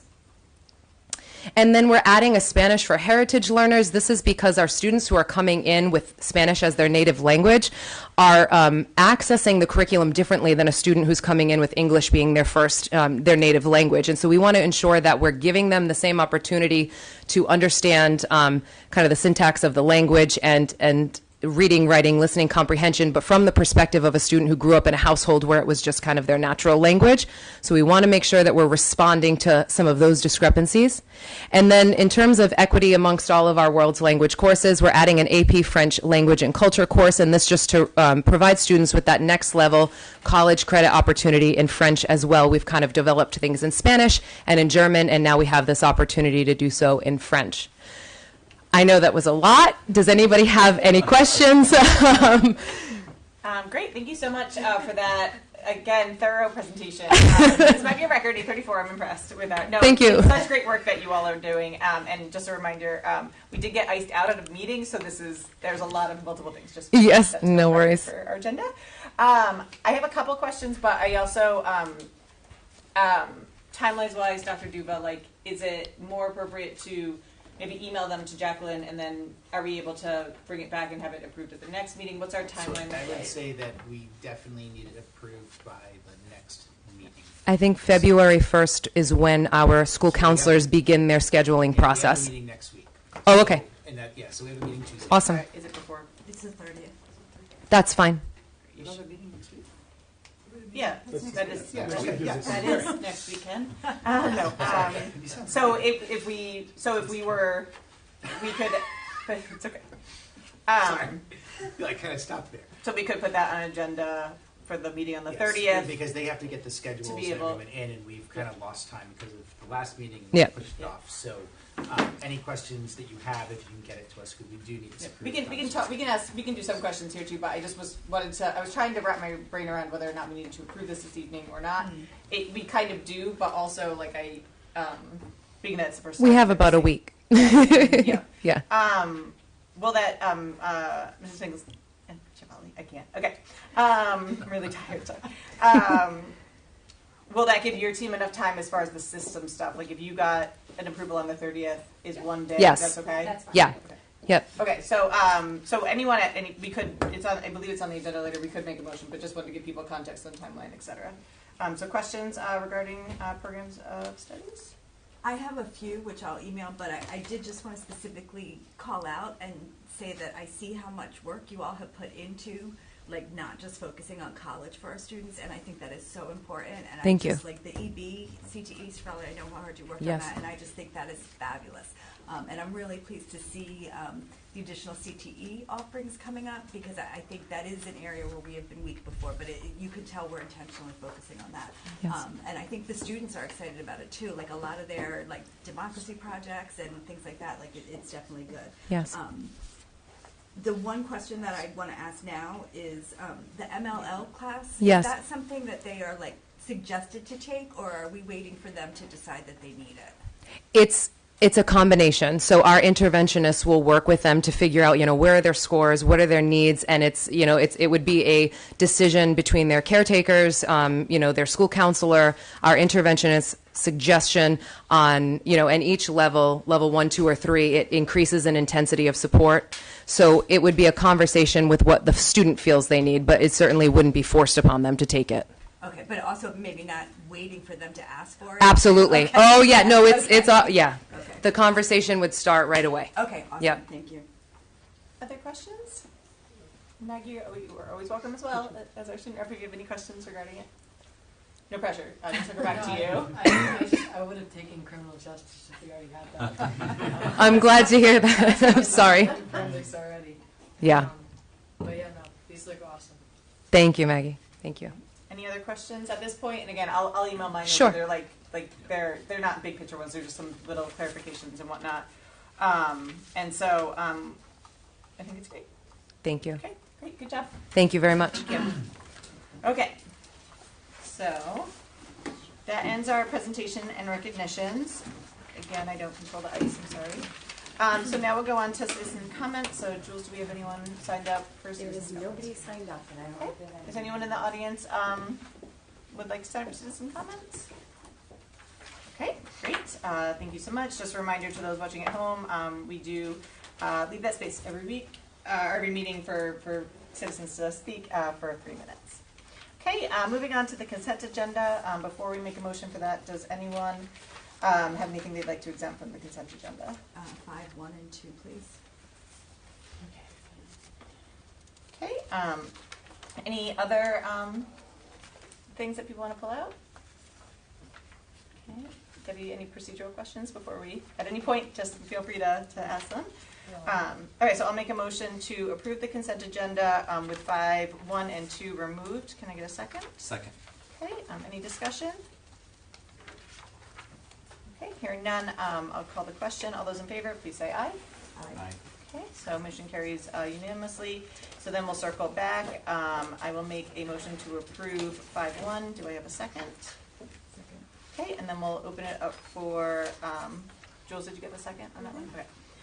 And then we'll open it up for discussion. And so I'll first ask, is there why don't we do the question first, and Yeah. then if you want to give some additional context, we can do that, Mike. So, Ms. Lima, I assume you have a question since you pulled it out, so go ahead. Yep, so it's really for 5.1 and 2, so I don't know if you want to make a motion, withdraw. I would like to, okay, hold on. Yeah. I'll amend my motion to approve both? Yeah. Can I get a second on that? Second. Okay, and then, any discussion on the amendment? All those in favor of amending the motion? Okay, so now we are doing both together. Okay, so my question, Mike, the A&E fees say that they're not to exceed 30,000 for each job, so that's like 60. And then looking at the CIP, the jobs were gonna be about like $500,000. Does that include the A&E fees? Yes, it It does. does, okay. And then, my other question was that on the CIP, the plan, this particular plan looks like it has 4 line items under the building envelope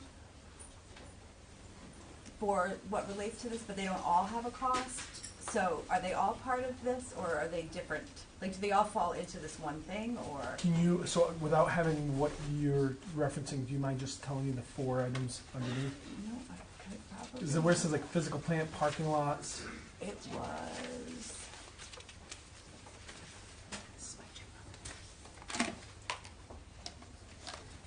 Find the CIP, hold on. Sorry. That's okay, no, I should have had it.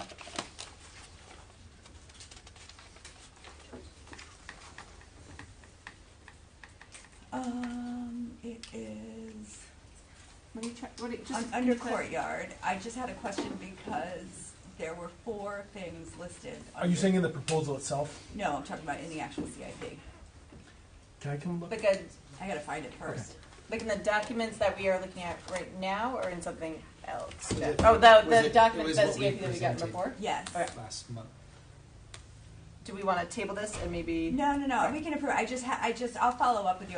My big question was whether the 60K was part of the 500. Okay, so you're talking about the multi-page Yep. document CIP. Yes, so it is broken up in a few different places. Yes. Yes. Okay, and those are all part of this project. So this is all part of the interior. Yep. We did notice in one of the last windstorms an additional area outside of the courtyard. Sustained some damage during the wind, rain, and then quick freeze. Okay. So we might actually try and tie that into it if money allows. Okay. It's not in the courtyard. It's included in the CIP, but wasn't as immediate, but is quickly becoming immediate. Okay. All right. That answers my questions. Okay, any other questions from the committee? Okay, hearing none, we'll call the question. Again, the motion was to approve both 5.1 and 2. All those in favor, please say aye. Aye. Okay, thank you very much. Thank you. Thank you, Mike, for the clarification. So we will move on to reports. I know we have the personnel action report attached to the agenda. That's a procedural document.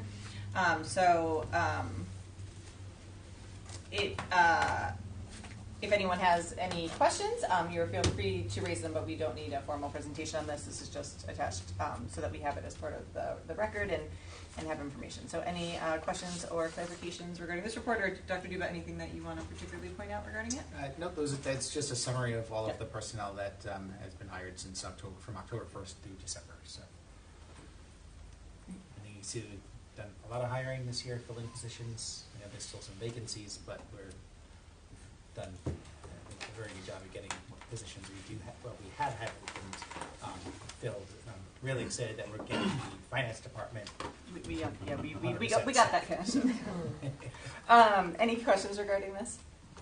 The only thing I would like an update just on the future is I remember in the fall we had been talking about the extreme need for TAs and those supports, and so in the future if we could just get an update on what's still vacant, I'd just be curious. So if we could just get that as a superintendent report later, that would be helpful. But this is great, and kudos to the HR department and you all in filling critical roles in our district. Anything else on that one? Okay. So we'll move on to our next report, which is our financial report, which I will assume we do not have any additional information barring the budget report. Okay. And then we'll move on to subcommittee reports. And so since we last met, we've had a variety of subcommittee meetings. And so we will start with the DES subcommittee, and I will turn it over to the chair of that subcommittee, Ms. Lima. So the DEI subcommittee met on December 17th and January 17th. The process for opening up the committee for new members is still pending school committee approval. The application and the rubric have been on the school committee agenda, but it was tabled due to time, and then the meeting was canceled, so it's back on our agenda this evening, and hopefully we can move forward with opening up new spots on that subcommittee. The committee also discussed some feedback that had been received regarding word choice. They talked about how word choice matters, and that when referring to parent/guardian instead of parents and guardians, it's important to remember that a legal guardian may not be the parent, and a parent may not be the legal guardian. They also discussed that there's no intent to erase or exclude parents from the school setting. Rob Mezzanotte gave an update on the work being done on the equity vision statement. The committee discussed ways to ensure that student voice is broadly represented in what is drafted. Rob's met with some student groups already and will be drafting a statement based on their feedback, which will then be distributed to the larger student population for input. We talked about the importance of reaching all students, not just those who are associated with a club or a group, and also suggested a visit to the ISS room for a random check-in. The committee also talked about ways to address the lack of diversity in the workforce. This is a state-level pipeline issue, but there's also steps that the district can take in the meantime. A representative from HR will be attending our next meeting to provide insight on current district practices. Additional discussions are going to follow on this subject. A list of dates for 2024 has been published and is available on the website, and the next meeting is scheduled for 2/12 at 5 p.m. Great, thank you so much. Does anyone have any questions regarding the DEI subcommittee report? I think, correct me if I'm wrong, I do believe for two of our subcommittee meetings that have happened, we had some technical challenges, and so, just one? Oh, no, two different ones. Yes, Yeah, both yes, one of the DEI yes. subcommittee ones was one affected, so I just wanted to make a note of that you know, our goal is to record those and have audio with them, and unfortunately we had some technical issues, so our apologies on that. But thank you for the nice synopsis of what people could have heard. Okay, so moving on to the next one. We'll do the policy. Are you doing all of these? I am doing this all of them, So, yes. okay, we appreciate your commitment to the school committee. No, I appreciate it. In our time of transition, I appreciate you filling in and going to some of these meetings for us. And so I will just let you just go ahead. I won't even do the thing in between. So Thank you. the policy subcommittee met on January 4th and discussed revisions to the existing transgender gender nonconforming policy, as well as a new proposed hate speech policy. Revisions were made to the transgender gender nonconforming policy to expand on the protections which are outlined in RISE guidance. Changes are proposed based on current policies in Jamestown, Providence, and Cumberland, incorporating suggestions from the National Association of School Nurses and in alignment with the Blessed Model LEA policy. Conversation on the proposed hate speech policy focused on ensuring First Amendment free speech protection while identifying and combating speech that is disruptive to the educational process. Incorporating education and proactive steps to eliminate instances of hate speech was addressed as well. The question of whether this is a procedure or a policy and whether a new policy is needed or if an existing policy can be amended were discussed as well.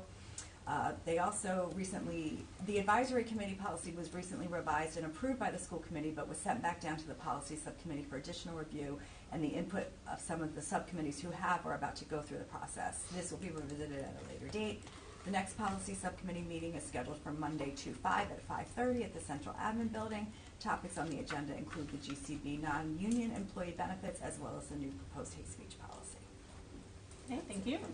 Next one for CELAC.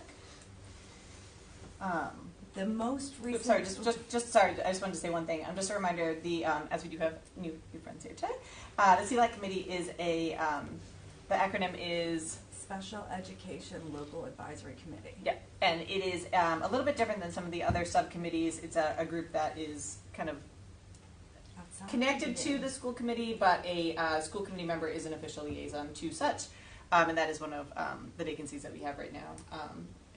Right? Yes. Yes. Okay. Yes. So Jen went to that one as well. Okay. Go ahead, Jen. Thanks. So the most recent CELAC meeting was held on Tuesday, January 9th. Dr. Santa gave a report out which included updates on this year's ESY program, that's extended school year. Jackie DiLorenzo, the early childhood administrator, gave a preschool update and noted that roughly half of the students there receive special education support and referrals keep coming in. Dr. Duva and Rob Mezzanotte were the welcome guests, and they introduced themselves and talked about their backgrounds in educational philosophies. Dr. Duva, whose background is in special education, stressed that he sees all students as general education students and some just require additional support to succeed.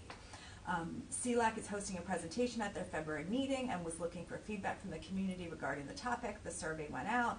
Hopefully it was answered. Other topics that were mentioned at the meeting were the possibility of hosting a neurodiversity week across the district and ensuring that high school students and best buddies have access to after-school transportation. CLAC is always looking to raise awareness about their group, and each time I've been there, they've been talking about ways to get the word out.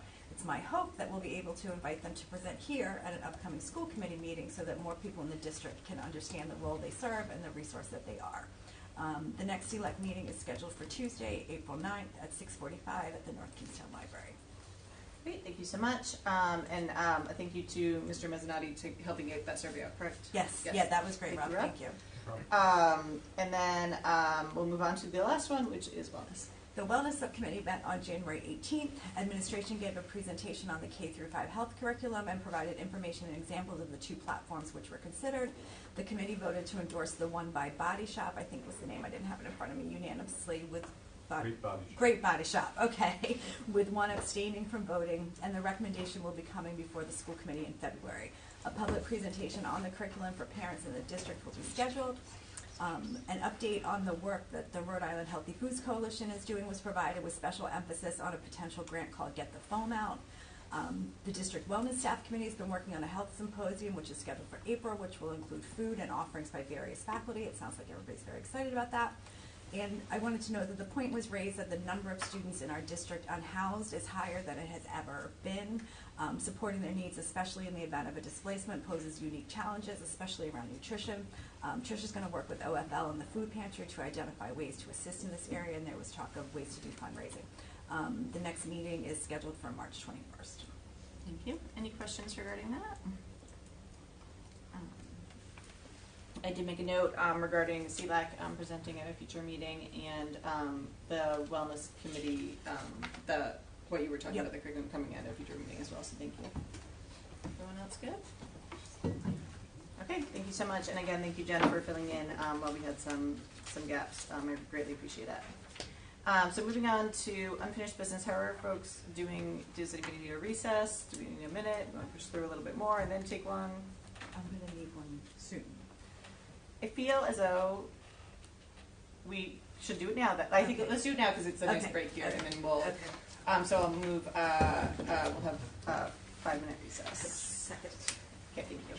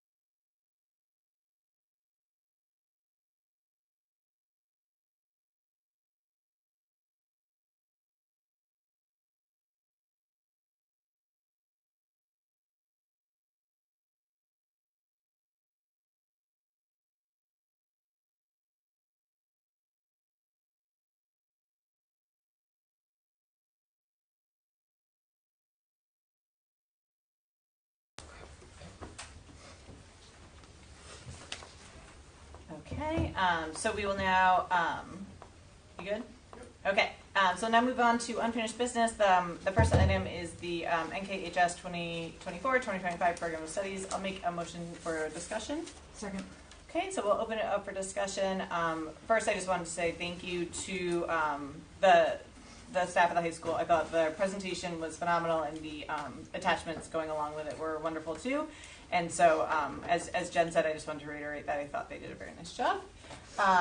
Any further discussion? I know we do have a correspondence from our newest school committee member that they just wanted to be read into the record, as they were unable to be here this evening, but I'd open up to any other discussion before we go to that. Okay, Dr. Duba, anything from you? I do not have anything. Okay, so hearing none, I'll turn it over to the clerk to read the statement from school committee member Sheehan. Mr. Sheehan's recommendation regarding class rank. Per current district policy, class rank is not published. I think the proposed language which offers a class rank opt-in is a good start. I would recommend, however, an earlier opt-in date.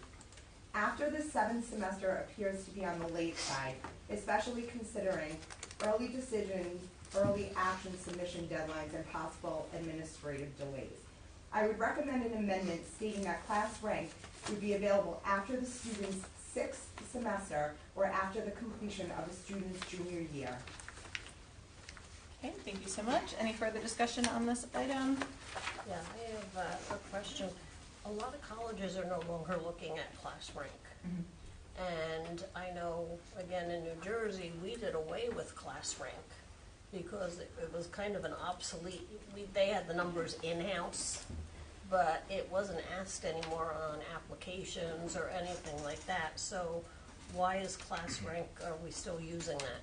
Yeah, great question. I'm happy to give a little context, and then for if anyone wants to jump in. So I believe that in the program studies, I don't believe that there's a recommended change from the administration, unless I missed it. I believe North Kingstown High School moved away. I can't remember the date. They told us last year. I think it was before that. A couple of years ago, most certainly. They moved away from publishing class rank for everyone. At this point, they just acknowledge the top 10. In addition, and they note a valedictorian and a salutatorian from there.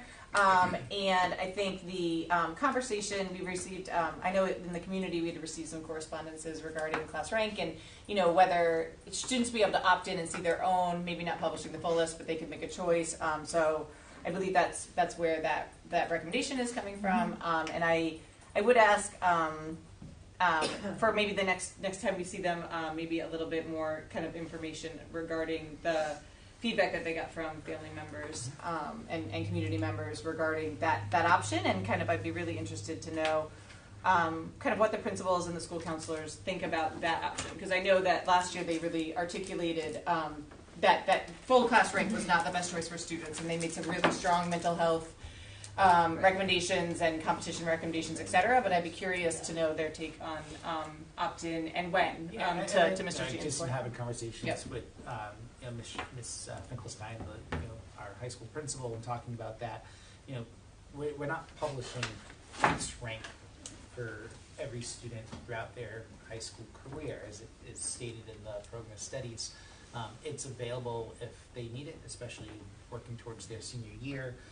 If it is part of the college application, not many colleges do require it anymore, but it is available if it is needed, and they can request that. So it's not that we're not providing it. We are. It's just not published out there with everyone. And we do recognize the top 10 students. And I've shared with her, I think it's really important that we're recognizing academic excellence for our students. I think it's important we continue to recognize our top 10 students. And we also have the valedictorian, the salutatorian that is also recognized at the graduation. Right. We actually kept it in-house with the ranking, similar to what you're saying, where you could see it if you needed to. Because of the parents.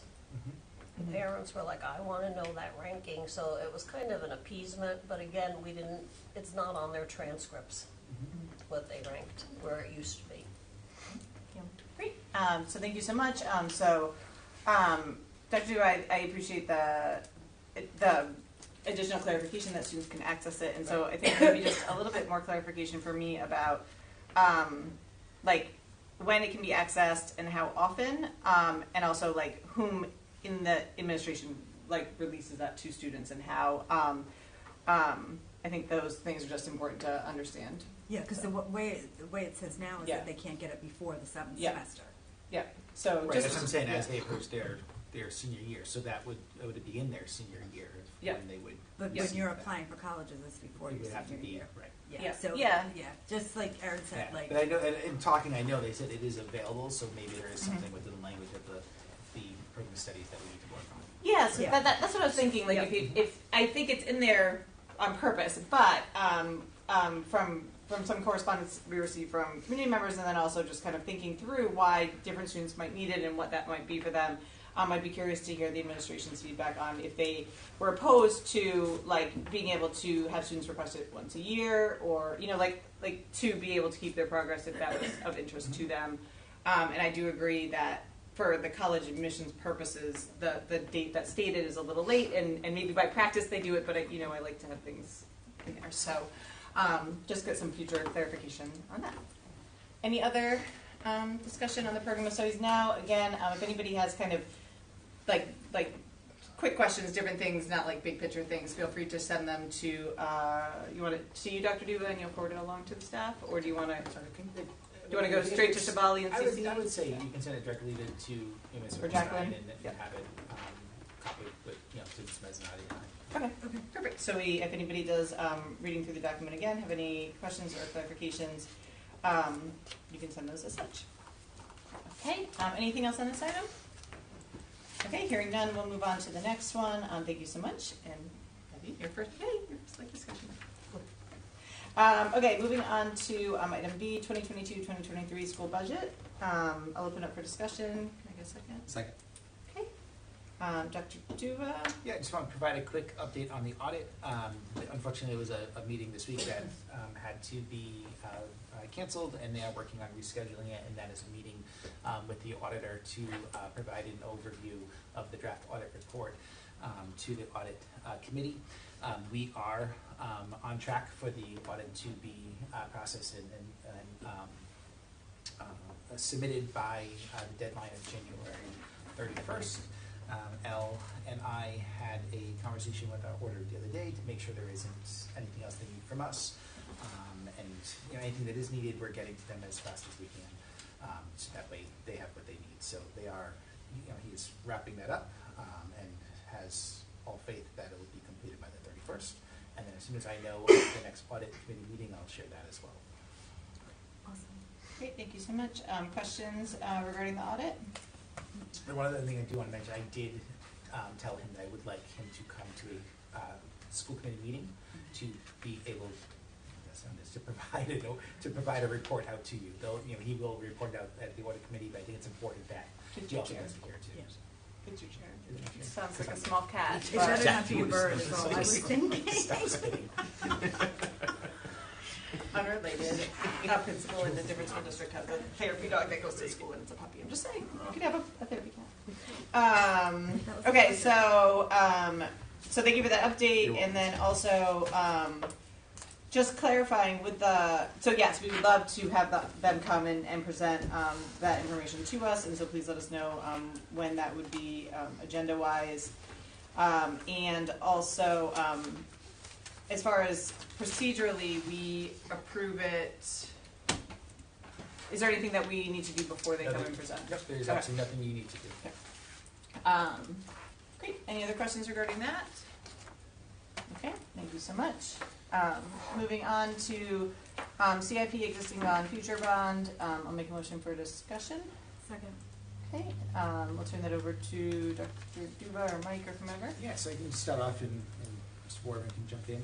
So we did make some adjustments to the capital improvement plan for FY25 from what we had originally presented to you to share with the asset management committee for them to review and submit as part of their recommendations for town council. So just kind of go over what's in here. We made some adjustments to having a focused priority on which was in there, but the roof at the high school for the repairs that are needed, for a building envelope at Fishing Cove, some structural work on the outside of the building, interior renovations at the high school. These are all code compliant ADA. We want to make sure that we are getting those in the next year. But then, of course, we need funding, right? So there's a request for funding to be able to do this.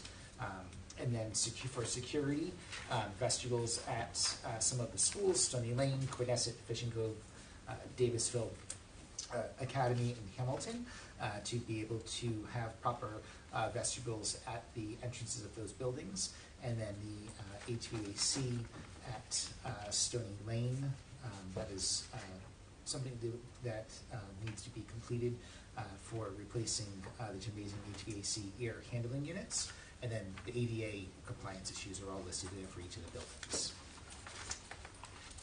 And so I'm going to the next spot. Yep, and then on the last page, generators that need to be replaced at Quinnesset, Davisville Academy, and Davisville Middle School. Okay, thank you So so that much. Total request is at $8 million. We know that's a hefty number. I've been in communication with Asset Management Committee as far as requests and saying, these are the needs that we're putting forward.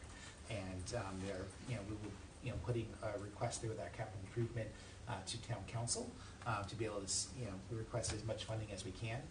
But we know we need to work with the town as well as Asset Management, making sure we can get a good plan in place so that we are continuing to maintain our buildings throughout the district. Just for clarification, I know we had approved the CIP previously. You actually need us to approve this revised I do, one, because right? we made adjustments. It's Okay. part of the budget going forward. Great. So right now we're kind of in discussion, so if people have questions now, or we can make a motion and then we can have discussion.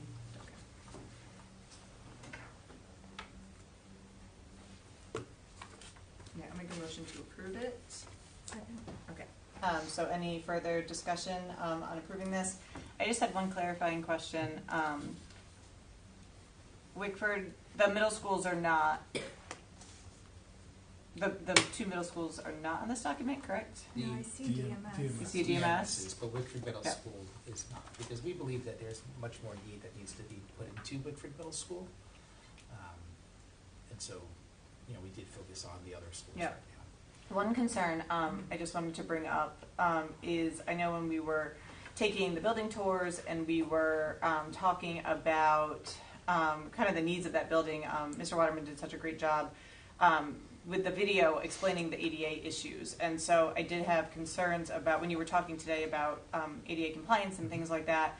I do have concerns about that, and especially with the timeline of what might the usage of that building be. And so I would like you all to kind of take a look at that and see if there's even some small things that we can do to try to make the student experience better there, because that video is one that keeps me up at night. And so I would like maybe some suggestions on that in the future. Any other questions? Based on that comment, if we approve this tonight, I mean, I know we already approved the other one, but we could revise it, right? we can revise it. And this is different from this isn't similar to like the stage 2 application that we'll be talking about, not now, but in an upcoming meeting, which will actually be a stage 1 to set up the stage 2. That's different. This is a much more changeable document. Once you submit the stage 2, that's kind of like, it's a much bigger lift to change it. Changing this. It's not a big job. Yeah, we can make adjustments to our capital improvement plan. Okay. And we do also have the Wickford feasibility study, the ESA, which has begun. So that may also kind of drive part of the next steps as well. Yes, thank you. Yeah, I obviously, I publicly said I'm concerned about putting money into a building that I believe is not worth putting money into, but also our responsibility is the students day to day, and I also have to acknowledge the fact that students are in that building, and we have to make sure that they have the best experience as possible as we figure out what to do next. So, thank you for that. Any further discussion? Okay, hearing none, we have a motion on the table to approve the revised CIP as presented. All those in favor, please say aye. Aye. Okay, motion carries unanimously. Thank you. So the next item on the agenda is the SY 23-24 school meeting calendar change. I'll make a motion to approve. Second. Okay, so we have a motion and a second. Just to open this up for discussion, when Dr. Duva and I were looking at the calendar of what we had scheduled, because of the ice storm cancellation meeting, and the need to make sure that we have enough meetings between now and when we need to get the information to the town. We're proposing an additional meeting on February 26th. So I believe the clerk had reached out to y'all prior to that, but we do need to officially approve it from this meeting. Do I remember that being an earlier meeting? I was Is gonna that ask the the one? time. Because it says 7 o'clock unless noted, and I don't see a note here.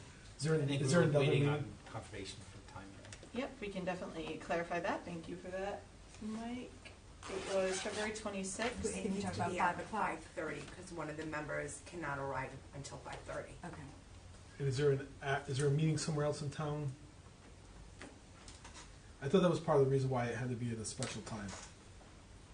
I know one meeting that we discussed, we had talked about doing it earlier because we could do it earlier, and I don't remember if it was this one or not. But I know we did have that conversation that it might be a longer conversation, so we wanted to have it a bit earlier to not do what we're doing today.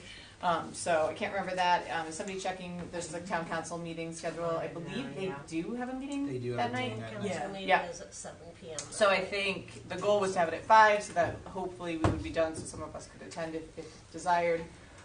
If we have quorum, though, at 5 o'clock, we can start, and the school committee member can join. Clarification, Mr. Hennessy? Say again, I'm sorry. You're like, I was not expecting you. No problem. My students do the same thing, Andrew. No, I'm joking. If we started a meeting at 5 o'clock and had quorum, and then a member came at 5:30, is that allowed? Is my Yes, question. yep, as long as you don't drop below a quorum. Yeah, That's so, but we can perfectly add. acceptable. Yep. Okay, so absolutely. I would like to say that we say at 5 o'clock, and then I don't actually know which member is not able to come, but they could just join when they arrive. Mhm. Okay, so we'll say, thank you, Mike, so we'll amend this document to say 5 p.m. for the February 26th meeting. And are we going to do it here, or are we going to try and do it at the town like we did before? Also, good question. We'll have to see if we have access to that. I can reach out to them tomorrow and see. Yeah, if the committee's amenable to meeting at the town hall to ease the switch. The downside of that is it is a hard stop at 6:45. The plus side of that is that those of us who need to be at both will be there sooner, so we can, like, we have to drive at some point. And so I'm fine with that if it's available. If not, we would do it here. I think there's also a streaming difference because we have to use the town system. Yep. I think it works out okay, though. You just have to make sure of the right link. Correct. Yep. Yep. Okay, so we have a motion on the table. We have a second. So, Andrew, do I need to amend it, or can I say, is it assumed with the two noted changes of the time and possible location? And we'll post that, of course, with the Secretary of State on our website, all the places that we need to adjust as needed. Any further discussion on that item? Okay, I'm hearing none. I'll call the question. All those in favor? Aye. Okay, motion carries unanimously. Looking forward to hanging out with you all an extra night. Okay, moving on to the next item. I'll make a motion to approve the advisory subcommittee application rubric and application draft. Do I have a second? Second. Okay, thank you, Rob. And so I'll open this up for discussion. Mr. Mezzanotte, I don't know if you want to do anything to preface the discussion, or we can just ask questions if needed. You can ask questions. Great. So again, just as a reminder, the goal of having an advisory subcommittee application rubric, this came out of a recommendation from the DEI subcommittee, who was looking to establish one for themselves.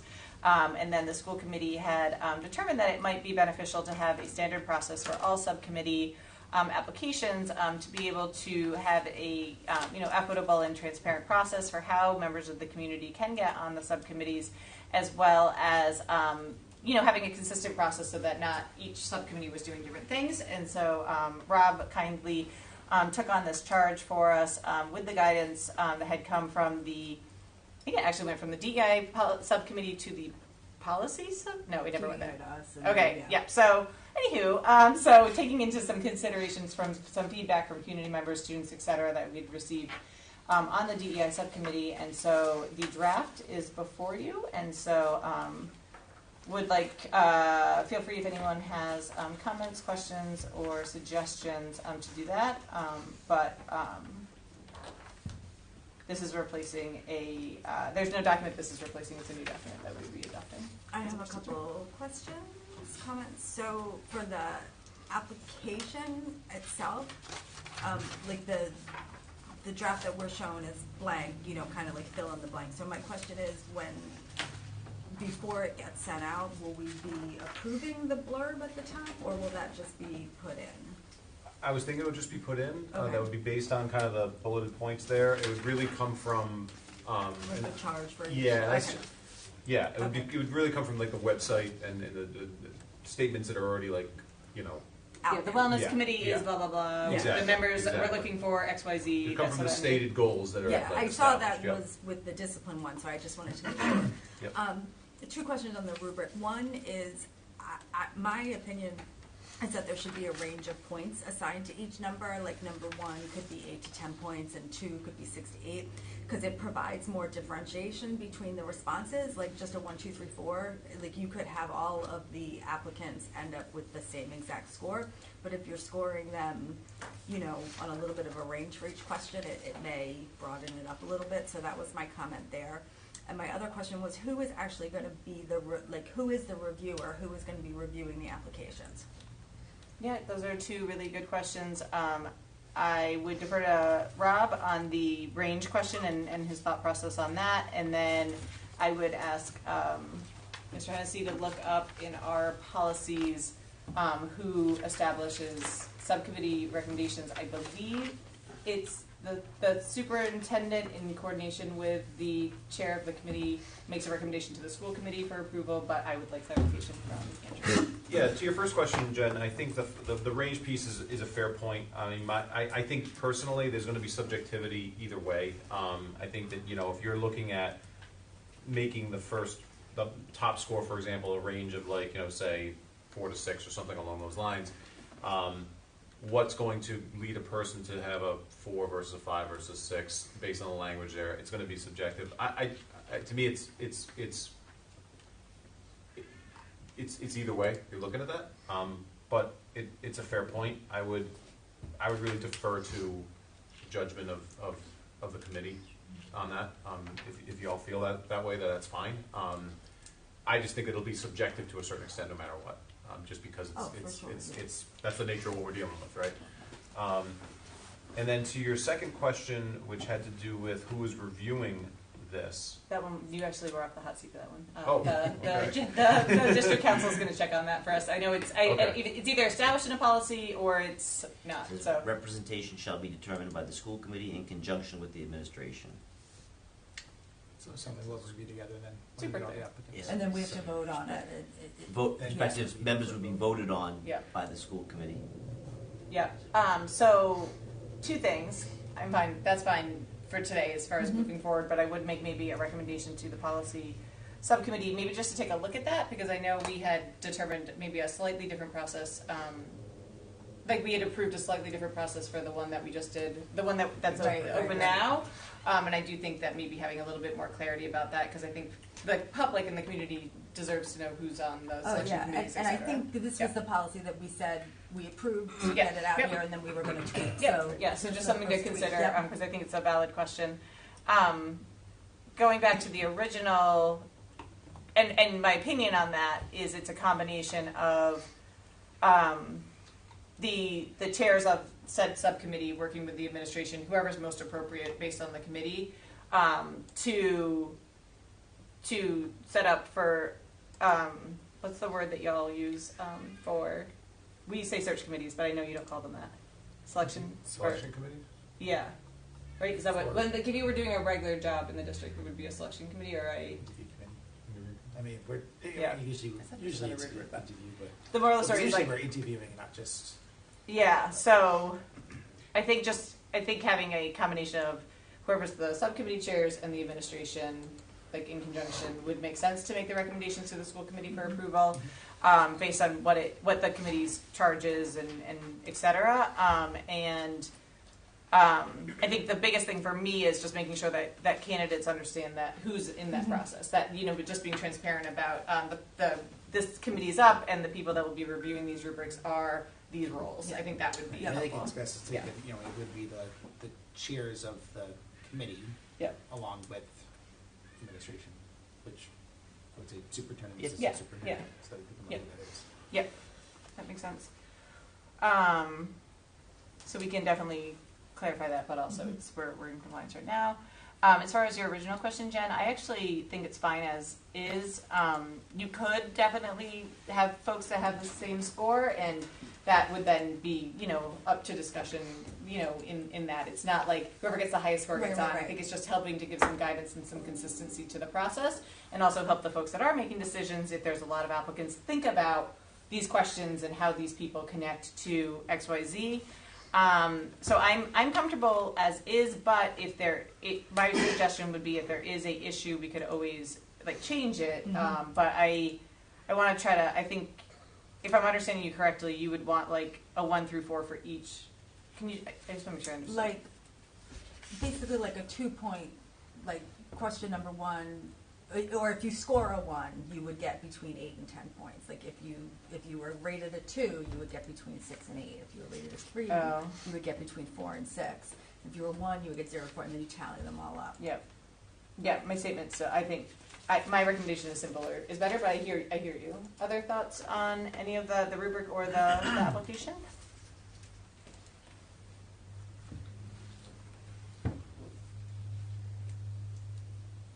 I would like to note too that I would like it clearly stated on the application that all things like this are under the umbrella of the APRA process, and so I would like to make sure that candidates understand that. Although we would not be proactively posting applications on the website, if it was requested that there's potential that it could be released. So would you want to use the same verbiage that we used for the survey? Yeah. Okay.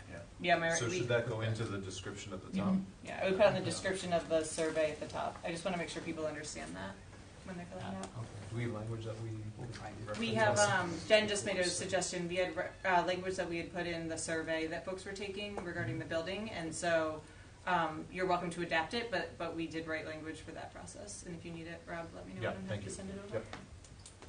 Any suggestions? Debbie, view from the outside, any thoughts? No,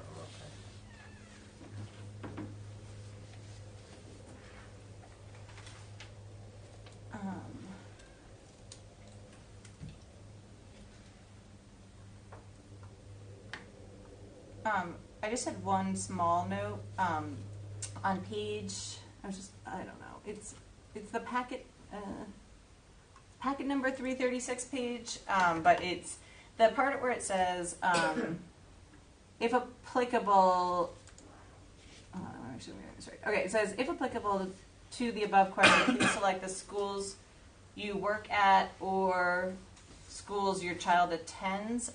My understanding, based on the above question, is that students could be filling this out, and so I thought the verbiage should be changed to to include that you could work at a school, like So that it's your school, like it's, I could be at Hamilton, right? That energy, and so it's a very small tweak. Okay. Yeah. So it should be schools you attend, comma, work at, or schools you attend. Got it. Yeah.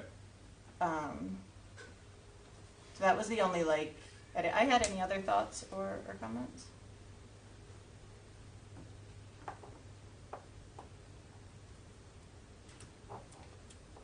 Oh, sorry. I'm so sorry, Rob. I had one more. For the can you commit to attending monthly meetings in late afternoons/evenings, I thought it was important to note in person.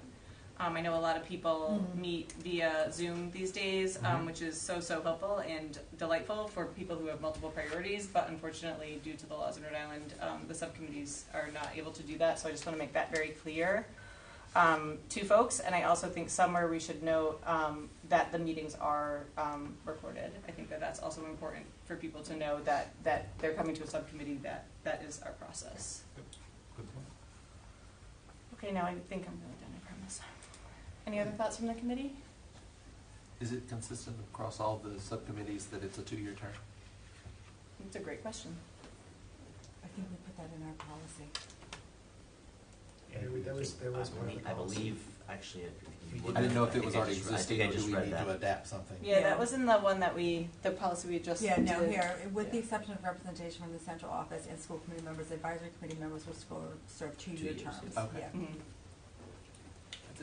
And even the school committee members, if I remember correctly, when we do that biannual Yeah. meeting, that they technically are 2 years as well, Yeah. and they get reappointed. So even that language is fine, but I actually think we're held to that same standard that we're talking about for members. All right, anything else on this? So we have a motion to approve, and so that just one other note for the effective date. I know we have something open right now, correct? For the disciplinary one? Yes. And so this would be any subcommittees that are looking for people going forward, correct? Andy, do I need to amend the motion to include, like, with the recommended changes, or is that? No, you're fine. Okay, but that is, so just to clarify, the recommended changes, Rob, could you just recap them for us? Sure. We're going to include the reference to APRA language in the introduction. We're going to indicate that it is possible that that you could attend the school in the question pertaining to what school you are aligned with, and then also we're going to note in the other question about the meetings are in person and that they are recorded. In that section, can you add that the public attends those meetings? So in addition to recording In person, their recorded, In-person and public public attendance. meetings, Yeah. yeah, Thank that you. are recorded. Yeah, I just never want people to be surprised that there's people staring at them when they meet. It's not common, but very important. Okay, so we have everybody understand what the amendments are. Any further discussion? Okay, hearing none, I'll call the question. All those in favor, please say aye. Aye. Okay, motion carries unanimously. And a big thank you to the DEI subcommittee for doing a lot of the legwork on this. So Jen, as chair, please share our thanks to them in helping. I will. What I would really like to share is the date that they can use this. It's effective today, and so as soon as Mr. Mezzanotte can make those changes, we can. Rob, if you want to send me the updated links and whatnot, I can send an email to all subcommittee chairs notifying them of I'll make sure they have the new policy, this form, etc., and have them let us know if they have spots available that they need to fill, and we can work through that process. Thank you. And you can also say thank you. Here we are. No, that one took a while, but I really appreciate the work, and I think hopefully will help folks get involved, because that's our goal, is to get great community members involved in those committees so we can hear their thoughts. Okay, moving on to legislative priorities. So this one was, I'll make a motion to discuss. Second. Okay, and so this one was on the ICE meeting, but we then had the legislative meeting, and so I just wanted to give an update to everyone, as the administration wasn't with us at that one, so not in a bad way, but in a good way. So there is a document that we put forward with the 2024 legislative priorities. First, I want to thank our state representatives and House representatives for attending that meeting that we had it was a town council meeting that Ms. Lima and I attended to hear us in person. Our newest school committee member even noted that was very impressive to her, coming from an area that's not common, and so I thought that was just a really nice reminder of the support that we have up at the State House from our state legislators. And so this document is just kind of things that we had put forward. We did not get to officially vote on it here, so these are not consensus recommendations from the school committee, but it is a list compiled, and it's noted as such, of things that we have discussed or things that members had put forward regarding some things that we wanted to make sure that the state delegation knew about. And so we had categorized those into 5 different categories: student and staff safety and security, student and staff health and well-being, workforce shortages, learning recovery, and student academic success, and facilities, grounds, and transportations. And so just wanted that document is attached and is available to folks. We'll have it on our website as well. But we tried to highlight some areas that we were really seeing in North Kingstown, that we had heard from the administration, teachers, et cetera, that are in our control, but also might very much benefit from state level assistance in the form of bills, et cetera. And so this document got presented to the town councilors as well as those folks. And a message that I heard very loud and clear from, I believe, Representative Craven was that, you know, they're very open and willing to work with the local officials to put forward legislation as needed. And we did thank them in this document and in person for the assistance that they provided us last year in a couple of ways. So as we work through things, and if the administration or anyone has some really key priorities that are causing us not to be able to serve students in North Kingstown, we can most certainly work with them. And that was very nice. And there are a couple of bills in process right now. I just wanted to note one, which is the Alicia Virus Bereavement Act, which is a really near and dear one to North Kingstown. So we appreciate the support on that. Any questions or discussion on that? Okay. So hearing none, we'll move on to the next item. School facility project. I'll make a motion for discussion. Second. Okay. And so, Dr. Dube, I don't know if you have anything on this one. There is a document attached here. Huh? No, this is just the Yeah. that's in here. So this is a attachment for school facility projects updates that we provided to the town council. Dr. Kim Page was doing a report out on the building subcommittee, which she sits on, and so we had provided this documentation in conversations with her just to be very clear and transparent of kind of where we are as far as timelines, et cetera. We had noted, of course, the community survey and linked to that document, and then also had noted some next step timelines as far as possible things that would happen as far as possible special elections, application for necessity school construction, et cetera. And so I wanted to make sure that all the school committee members and the administration had this document so that they, because I know we're moving in a couple of different paths right now with stage 1, stage 2, et cetera. Special election, not special election. And so I just wanted to make sure that everyone was really clear and understanding of what that means. Debbie, I don't know if you have any clarifying questions as far as like what we're talking about as far as the special application and whatnot. I'm sure Mr. Waterman would be happy to get you up to date at some point because it's a unique process for Rhode Island. So if you have any questions, feel free to refer them to Mike with Ken. So any questions or comments on that at this point? I did hear Mr. Waterman say earlier that the testing that we had requested at Wickford is in progress. In progress. Okay, and so do you have a timeline maybe for that, Mike? They said once it started, approximately 6 weeks to complete a report. So I'm thinking the end of February, beginning of March. Yeah. Yeah, Debbie, you can ask. You can ask to clarify. No, I just didn't know what you were testing for. But Can you explain just the word? So let me clarify because they're not conducting any testing on the site. So step 1, so it's called an ESA phase 1, so environmental site assessment. It's a desktop review. So they'll set up an appointment with DEM to look at the property. They will speak with the person on the school department staff with the most knowledge of the facility. Somebody sent me some. Mike, I put my money on you on that one. Who's the OG of the Wickford Middle School? We have a couple staff members with almost 40 years of experience in town. Yes. So they are the true OGs. Somebody forwarded me something that was posted, I believe it was on a Facebook forum that I forwarded on to the engineers about somebody commented that when they were a kid, they saw vehicles being buried there. So I forwarded that on. The engineers can, reach out to them to confirm or deny a Volkswagen that. getting pulled out of the ground. Yeah, Sorry. So they're going to do a desktop review.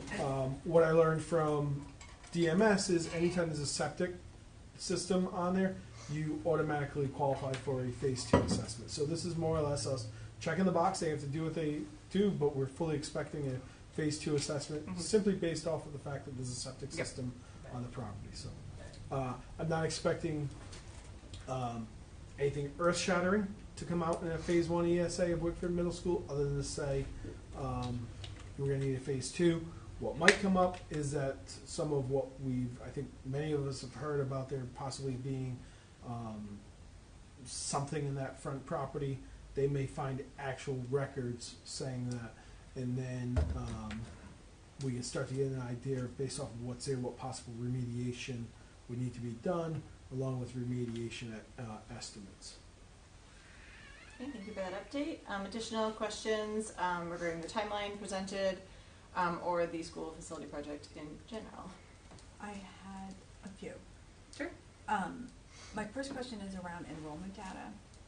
I know that we had based it on the information in the facility master plan, which seems to be different from what we're seeing now and is different from what the town had reported in March of this year, I guess. So what I'd like, if possible, and I know it's budget time, it's the worst time to be asking for something else, I'm sorry, is just some clarification around what source we're using for enrollment projections for our plans moving, like forget about what was done in the past, but moving forward, where are we getting that information from? So, and there are two different studies. So there's the NASDAQ study, which was just received end of December, early January.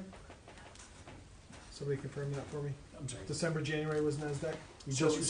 We received our NASDAQ, so it's from October. What we do, there's a data report that you submit, so they can, have data from the the district from that time, and then they use that to provide us our report. So we do have the NASDAQ data.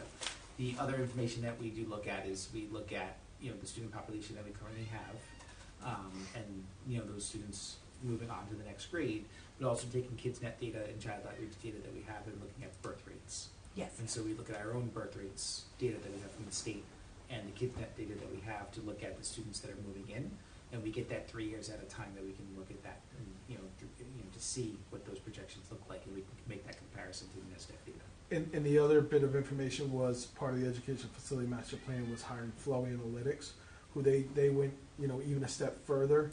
They looked at they met with the planning department to look at future developments in the pipeline. So there are a combination of, like, I don't know if NASDAQ is necessarily anticipating a development by the train station, whereas Flow Analytics was involved in knowing, okay, that's going to be X number of units with an, it's funny. They'll say there was an average of, and I'm just pulling this number up, it's not factual, of 2.3 kids per unit. Right.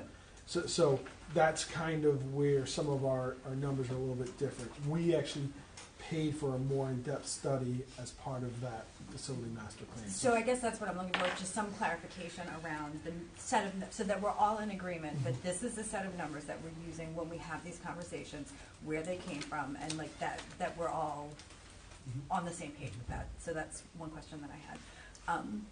Did you have? Yeah. Okay. The second question was, I know we're doing the feasibility study. The question keeps coming up, and I think we have to address it one way or another, is renovation. And like to just clearly outline what the process is for.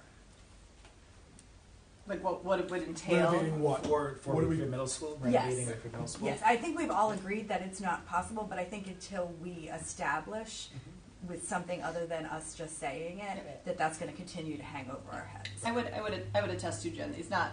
We're just saying it. No. I just want to clarify though. Like that's not. But Right. based on the data that we have, Correct. You are feeling. What I'm hearing you say is that you are feeling like we need some additional information to explain why the school committee may have made that assumption that it would not be a good financial or time decision to renovate the Correct. building. Or what the process would be if we decided we wanted to do that. Like, how would we go about that? What would the cost be? So my thought on that was kind of to do that once we know the feasibility of Wickford, right? Is it possible to build a new school in front?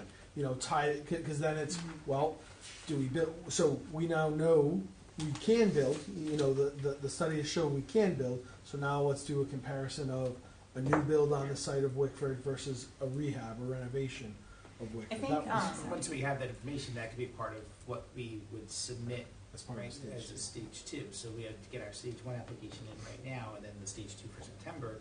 And then we can also work along with the school committee and town council of if we know something has to be done with that building, if it's renovations or if it's going to be building something new there, then that also needs to be considered for a bond moving forward, so we have the funds to do that. Yeah, I think it makes sense to me to wait for that, to see, because if you can't build anything there. No, I disagree. I actually think we should be doing them in tandem. Yeah. Because why wait and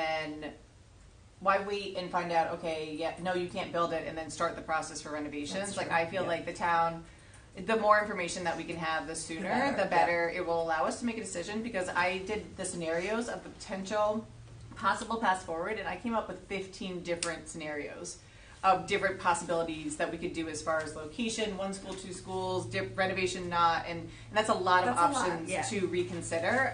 Although I personally still believe that the option we put forward is the best option. I do want to do our due diligence in thinking through possible options, and after all of that, I might still say I still think the first option was the best option, but I do think that if it's possible to start at least outlining for us like what we would need to do to determine the renovated cost. Let's pretend they say, nope, you can't build there, but, so like that's out of the picture. Okay, well then how much is it to renovate WMS is the question that I think I would at least like us to start outlining what that would look like. So if I may, part of it is going to also come down to expense. We'd have to bring in an architect. So now we're bringing in an architect to do something we're not even sure we're going to go. So that was totally what... understand. It is very annoying to me as well. Well, that was part of my recommendation. Like, we're talking 6 weeks here. We get the assessment. We're in a budget cycle. I'm not sure, and preparing for a stage 1 that has to be submitted on February 15th. I'm just not sure how much we're going to be able to get done in the next 5-ish weeks until we have that feasibility study. And I think that can really help drive us so that we're not, I mean, as we all know, the architects are not inexpensive. And I want them to be as focused as possible, so that, you know, if something is not a possibility, I wouldn't want them spending a lot of money trying to design it or estimate it. I understand your point. Yeah, I think so. What I was trying to be as fiscal during this process as well in the past year, and I think for me, why I'm making the suggestion of I understand it as an investment, and I think it is tough. And so last time we tried to do this, we did not do these best. Like, we focused our money and resource on those things. But I think what I realized is that we're not going to have consensus in the town about what we should do, but that we do need to at least show a little bit more. And I think it's unfortunate that we might have to spend resources on things we might not do, but I do think based on where we are that might be pertinent. And I also don't want to lose 6 weeks, because if you look at the timeline that's attached to the agenda, if we did decide that we were going to bond for November, we need to start those conversations fairly early, because we need to get to the approval process in the spring to even be able to get a ballot question on for November. And so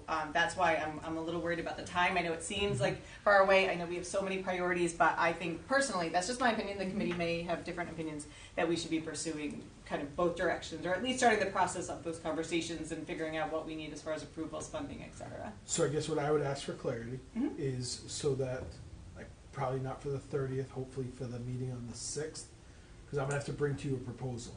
So can I don't know if you can do it through a motion but give me a direction as to what exactly you want me to do, so I can engage. I'm gonna assume engage with Perkins Eastman, as they were the architect for I would defer to Dr. Duba as far as the and have Mr. Anstey check as far as the scope of the contract, and making sure that we are, you know what I mean?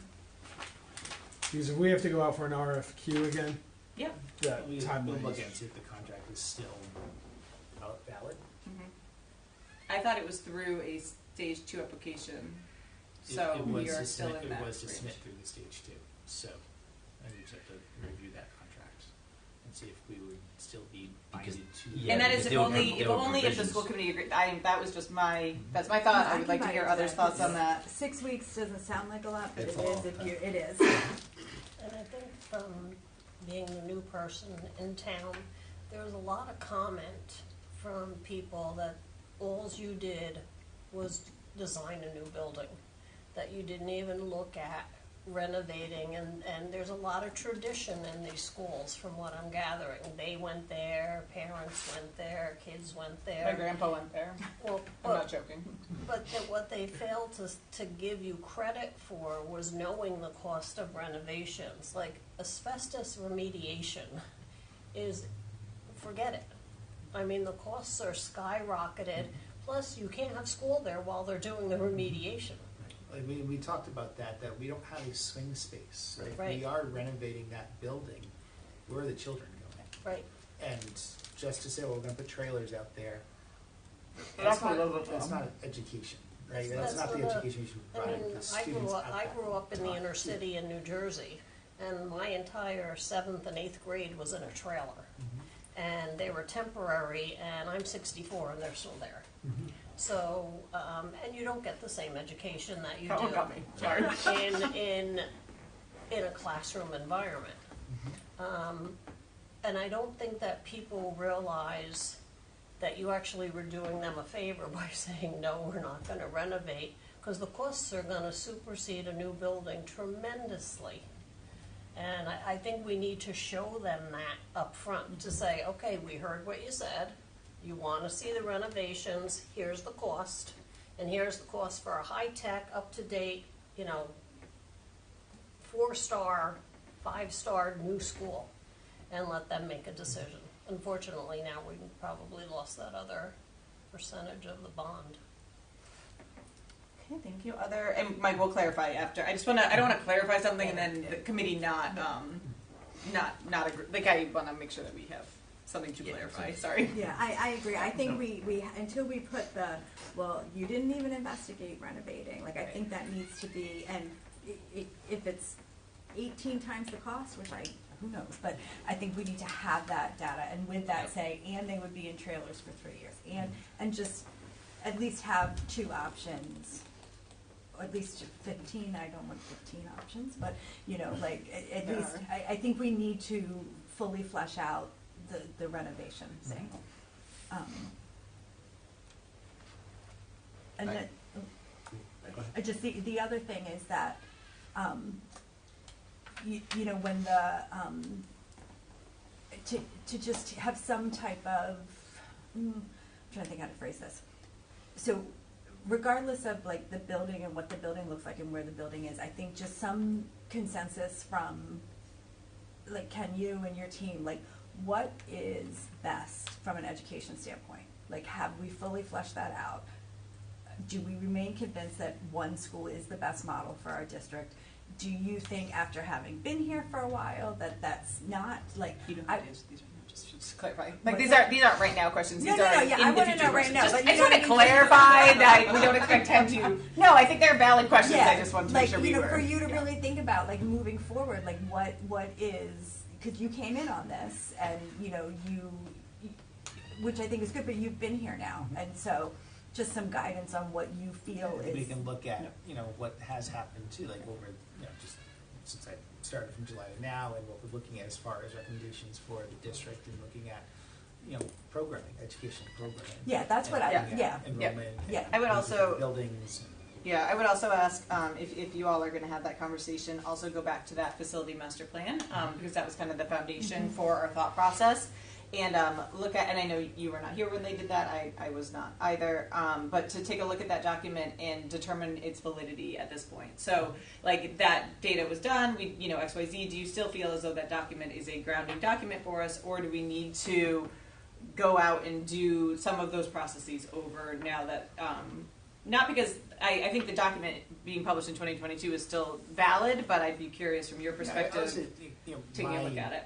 My concern with that was the amount of involvement from everyone, from the entire community. Right? We know not many people came out and were involved in that process.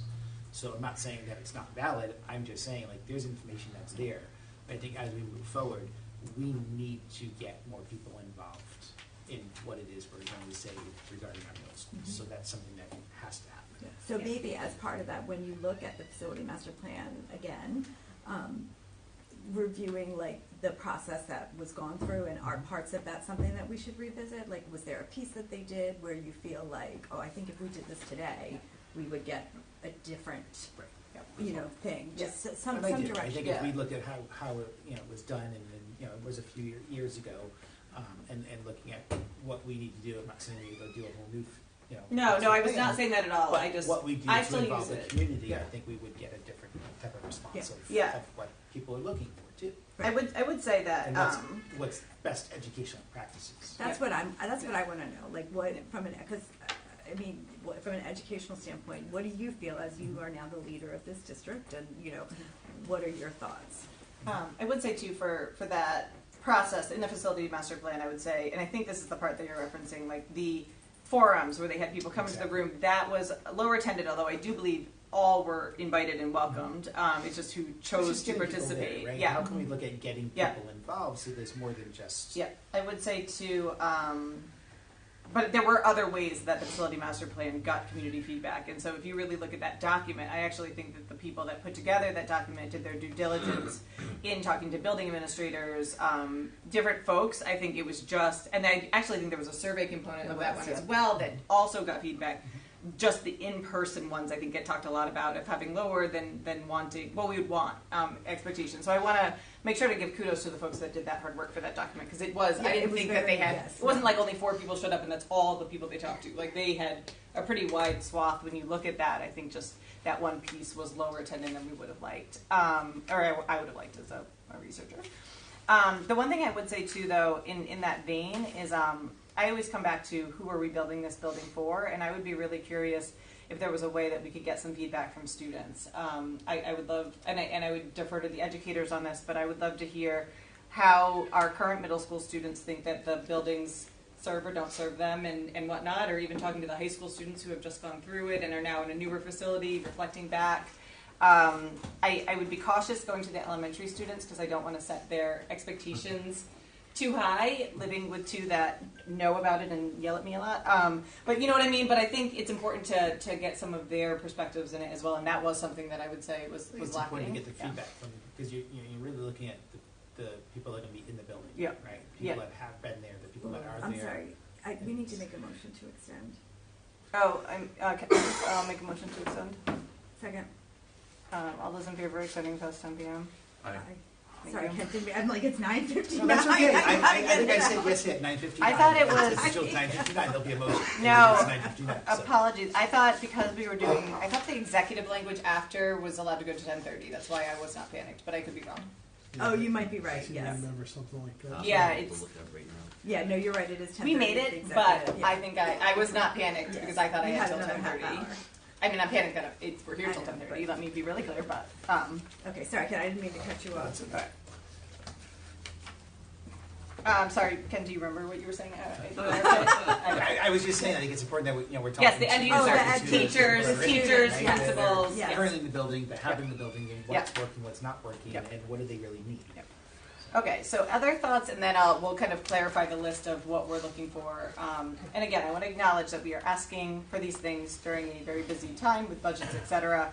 But I also am very, as I was putting together that timeline of what we need to do, like I really want to make sure that we have time to do what we want to do. Because one thing that I very strongly believe is looking at that CIP and looking at the needs of this district, like I do not want to do nothing. Like I want us to figure out a path forward of doing something. And I don't, that is my only preference. Someone said to me the other day, oh, you have a very distinct preference to the one building. And I was like, absolutely not. I have a distinct preference for doing something for the students of this town so that they have an educational facility that they deserve. Whether that ends up being 1, 2, et cetera, renovate, whatnot. But we need to do something because it's unacceptable. So any other thoughts, and then we'll clarify what to do? No, I will just say that I agree with everything that's been said so far. And I just think, as part of and I agree, and I just wanted to expound upon the part, with the renovations, to just make sure that there's some kind of recommendation in there for swing space and what that could potentially cost us, because that is the cost of part of renovations. Mm-hmm. So that has to be part of that ask. So that's one step that has to be in there when we don't have one. And when you talk about swing space, that's throwing money away. Right. Because once the project's complete, those lease units go back. Yeah. One thing I would say, too, is when considering that, I was at Wickford Middle School for basketball a couple weekends ago when we got all that rain, and one of the people in my car said, hey, look, there's a pond, and there's ducks in said pond, and it was the grass in front of Wickford Middle School. And so, I'm not joking, it was deep. It was that day, it was really, really, really bad, and raining really, really hard. And so it actually made me think about even the potential of swing space at that location. It made me really concerned because I saw how unstable that land was. And I'm by no means an architect or an engineer, but I looked at it and I was like, that doesn't look like something you'd want to put something heavy on. And so just in that consideration, when Rob is talking about the swing space, I think just thinking about where that swing space would be, because I assume people would make the assumption it would be there, but it might not be, so just something to think about. Okay, other thoughts, and then I will clarify what we just asked, or what we did. All right, let me see if I got it. Okay, so what I heard was that we would, and we'll make an official motion for this one so we get it together, that we would request that the administration present or start the process of figuring out like the plan and scope of what it would be to renovate, I would say both Wickford Middle School and Davisville Middle School, like respectively, and if you all disagree, let me know, considering swing space as needed. And so that's one thing. And I'm not saying you have the final projects, but I would like to know at least like, hey, it's going to cost this much, or hey, we're going to have to do an RFP, or hey, we're going to have to, we anticipate it might cost this much, or whatever that looks like. So I at least want us to outline what that path would be to to look at renovating. I'm not saying we'll do it, because you might come to us and say, hey, we have to do a full RFP, we think it's going to cost this much, X, Y, Z, but I at least want to know how to get there. And I don't know that right now. Does that make sense? You're giving me no look, I'm sorry. No, I'm just thinking, because there's a couple ways you can go about it. We can go lightly with the architects and ask for a cost per square foot average. I don't think you're No, we're looking beyond that. for, I'm beyond that. You're looking for plans and drawings and stuff? Markups? I want the plan of what the plan would be. So, you know, and I know that sounds weird, but I want to know, like, how long it would take and how much it might cost to do, like, an architectural drawing renovation of the building. I would like to know, you know, like I want to understand. You want an action plan that's going to be put together, that's going to show this work getting done, what that timeline will be, what that cost will be, and what that end result will be, what we have. Yeah. And then we might look at it and be like, oh my gosh, like that's insane. We're not going to do that. But I at least want to know like what that looks like. Is that what the committee? Okay. Other things that we had said in that one, having the administration take a look at, have a conversation about like knowing what they know now, especially with having so many new administrators in.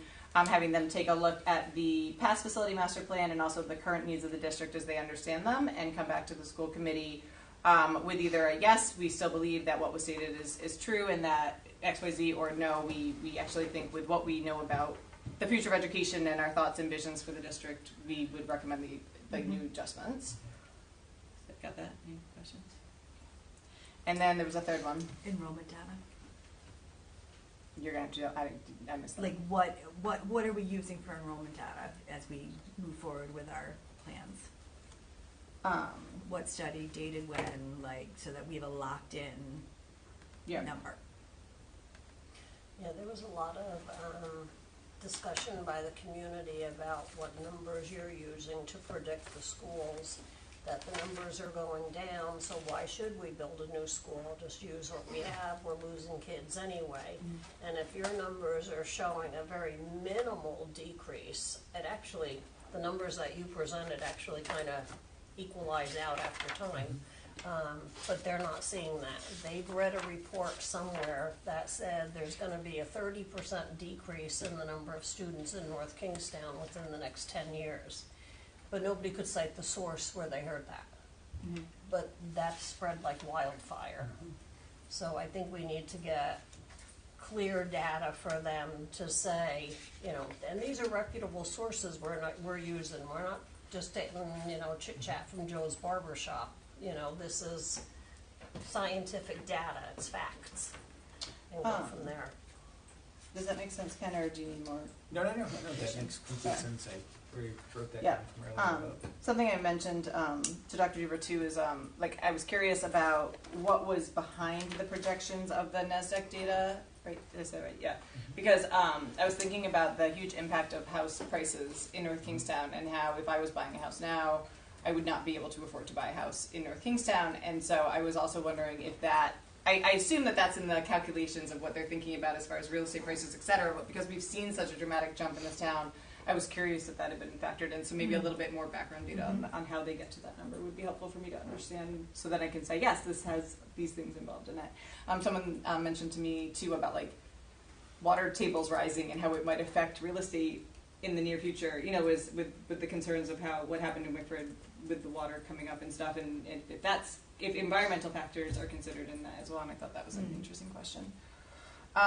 Anything else that we said that we were hoping to get information on to be able to move forward in some thoughts? I did just want to clarify one question, and it is 10:08, so my apologies if I am forgetting something. Did the school committee ever officially approve not submitting a stage 2 application? This is a very genuine question, but I know, Mike, I hear you saying like we're shifting to a stage 1 again.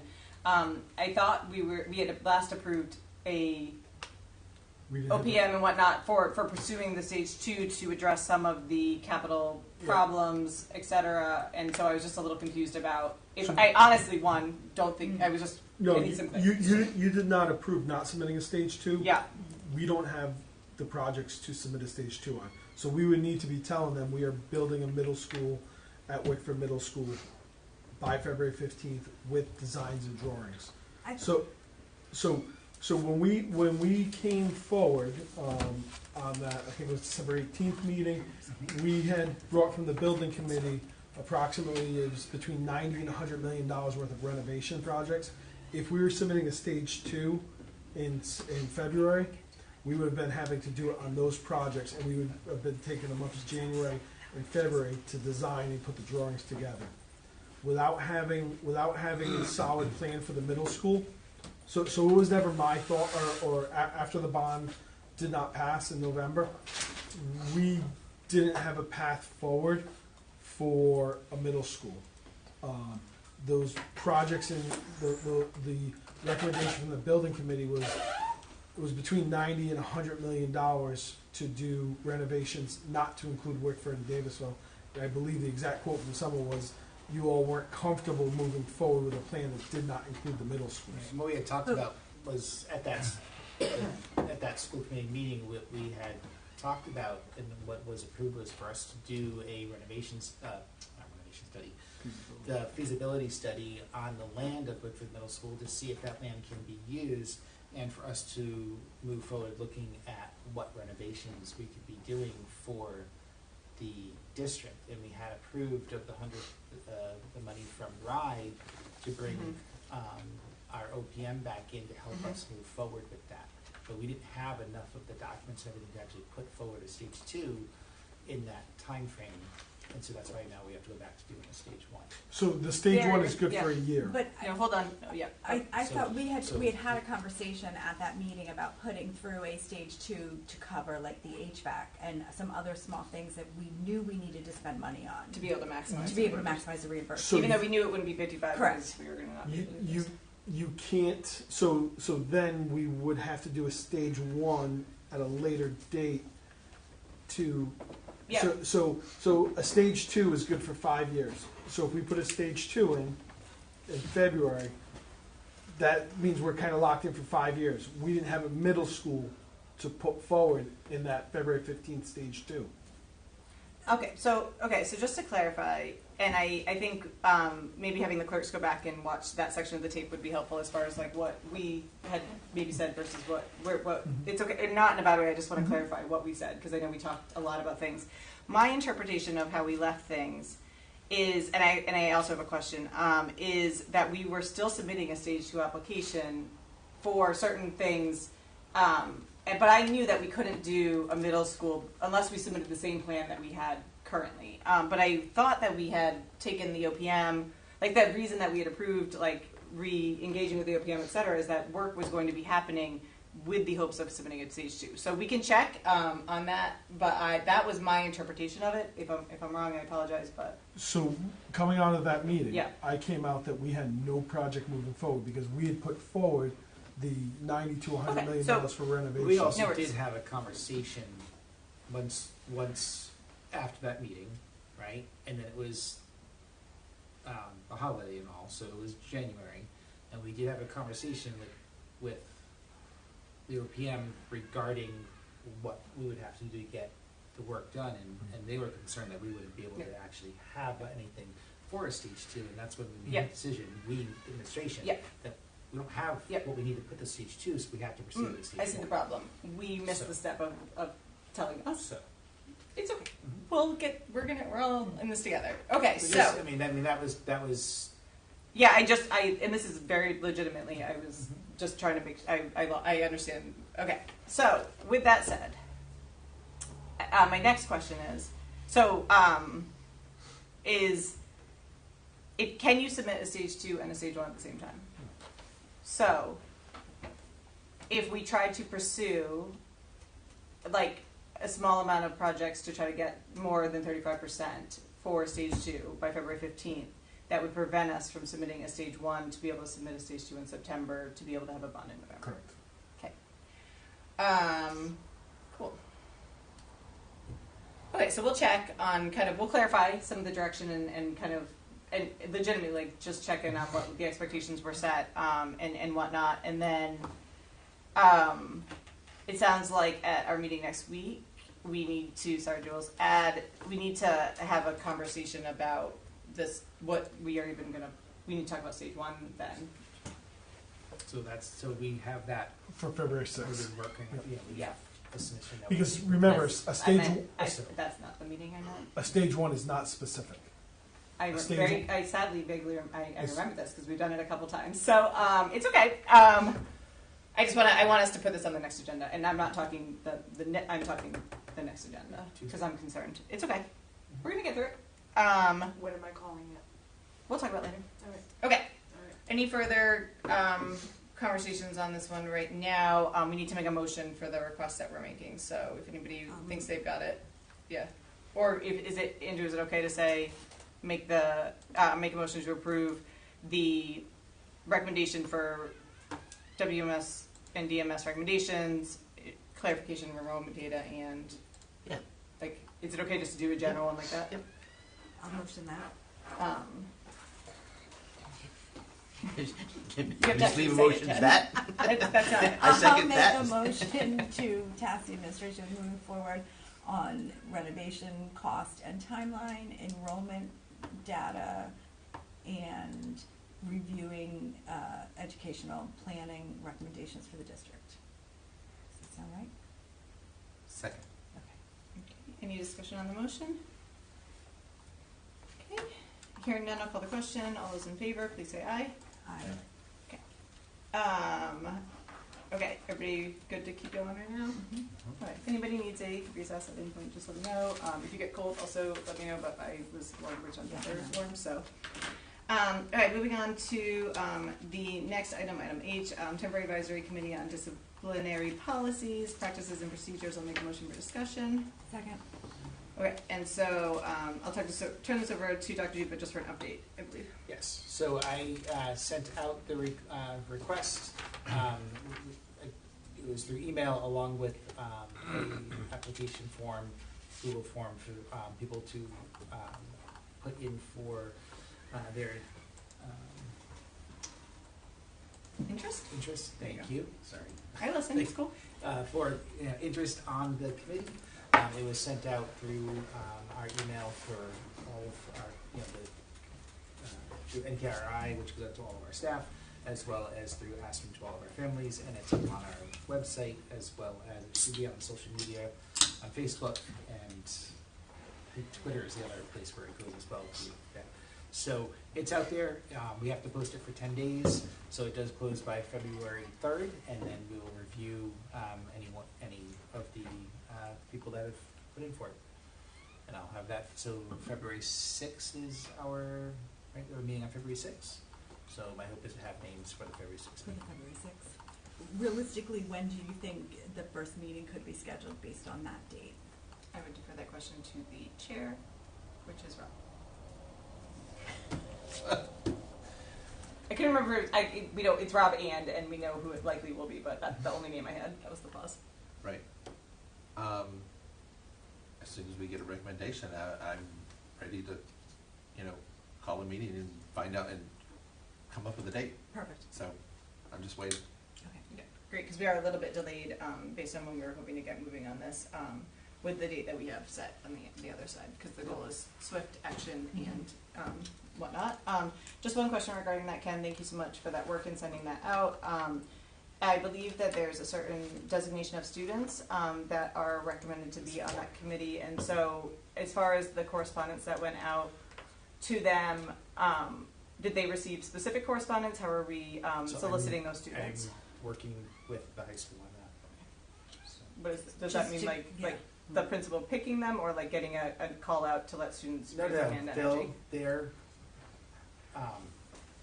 receiving the information, but also working because they're like, I'm fine with like, hey, we have this opportunity to let the principal know you're interested in energy. But I also I'm going to be talking to make sure that kids are actually looking at it and we're going to respond it. We may actually have to have like stuff.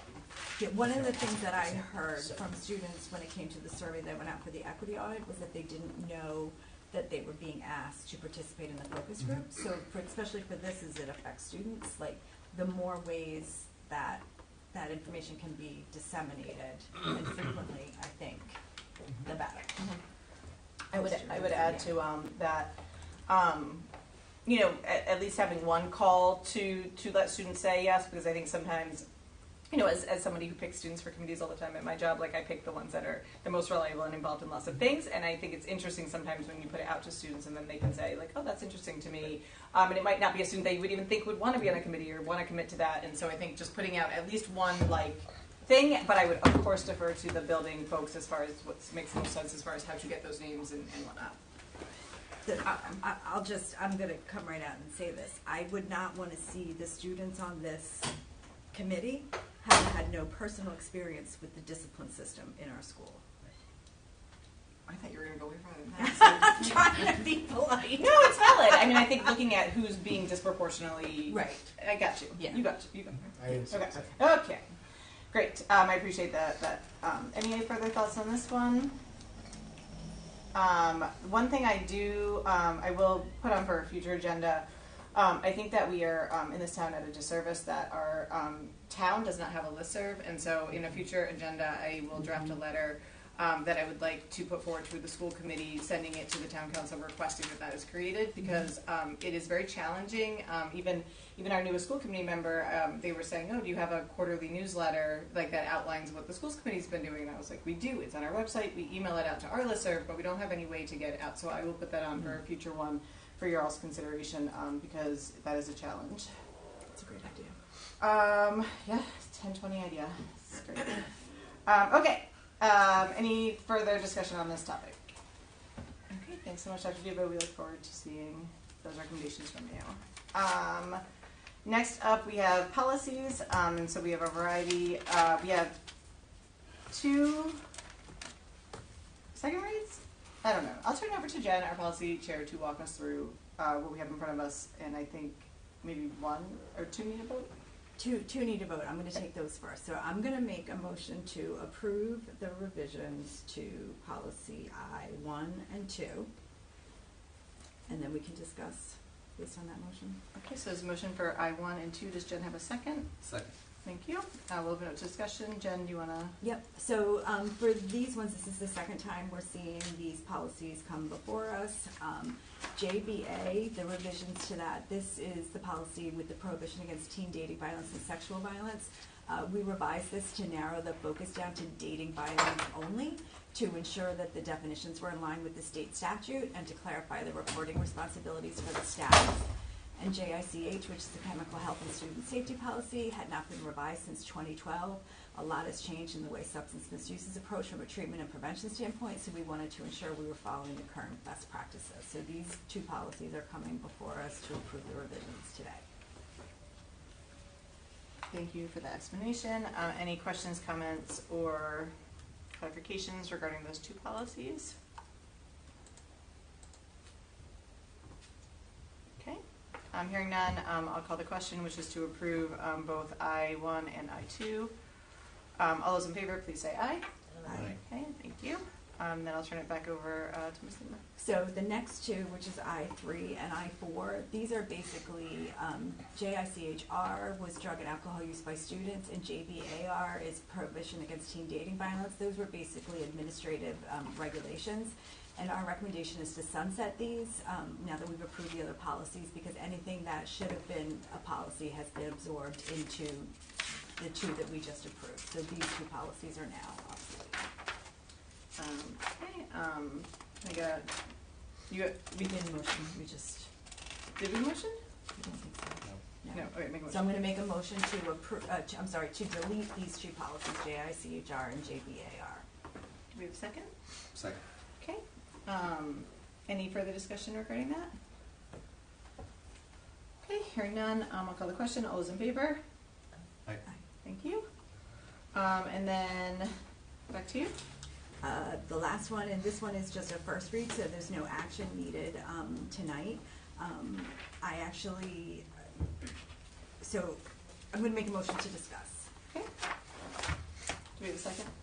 Second. Thank you. So we have a motion to discuss I-5. Yes. So I actually came, and everybody should have a copy of it, with a proposed revision to what was actually attached, which I'll get to in a minute, but I know it's late, but bear with me for a minute. So our current policy on transgender students was adopted in 2018, and basically just says that we adopt the Department of Education and Rhode Island Department of Education guidance on transgender and nonconforming students. Our current policy doesn't specifically call out the protections that are provided in those guidances. So what we did in the policy committee was we revised it to be more specific about how we're supporting our students who are transgender and non-binary.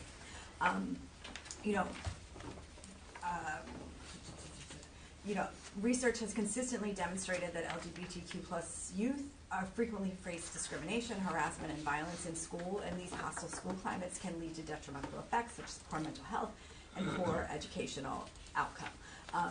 Research in the area of LGBTQ+ students has shown that protective factors such as supportive adults within the school, supportive peer clubs, protective policies, and inclusive curricula, they can all buffer the negative impacts of discrimination and bias in school and can help that all students, thrive.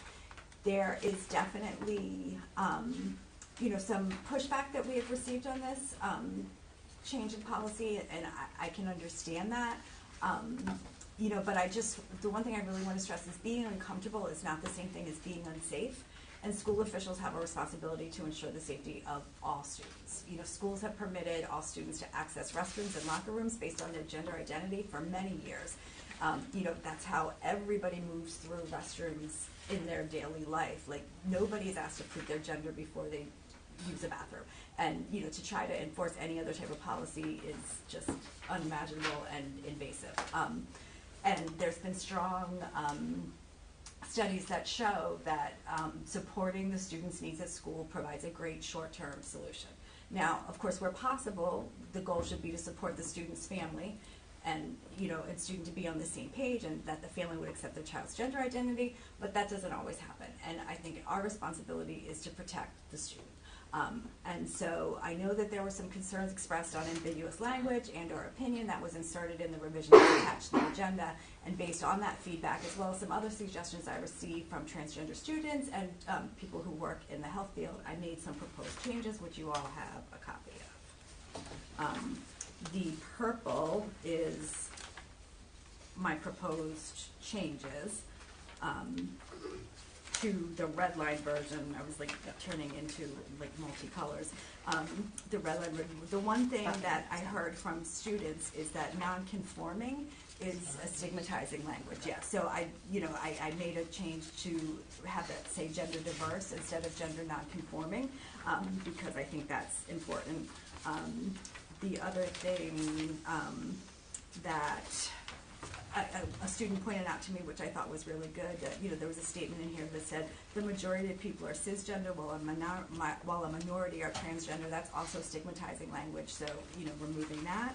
And then removing some of the ambiguity around may or may not, and when possible, notify parents, just to kind of make that language a little bit clearer. So we don't have to vote on this tonight. I'd like everybody to review this revision. We can't vote on this tonight. Yeah, we can't vote on it tonight, but if anybody has any questions or concerns, I'm happy to address. Yep, thank you so much for that, Jen.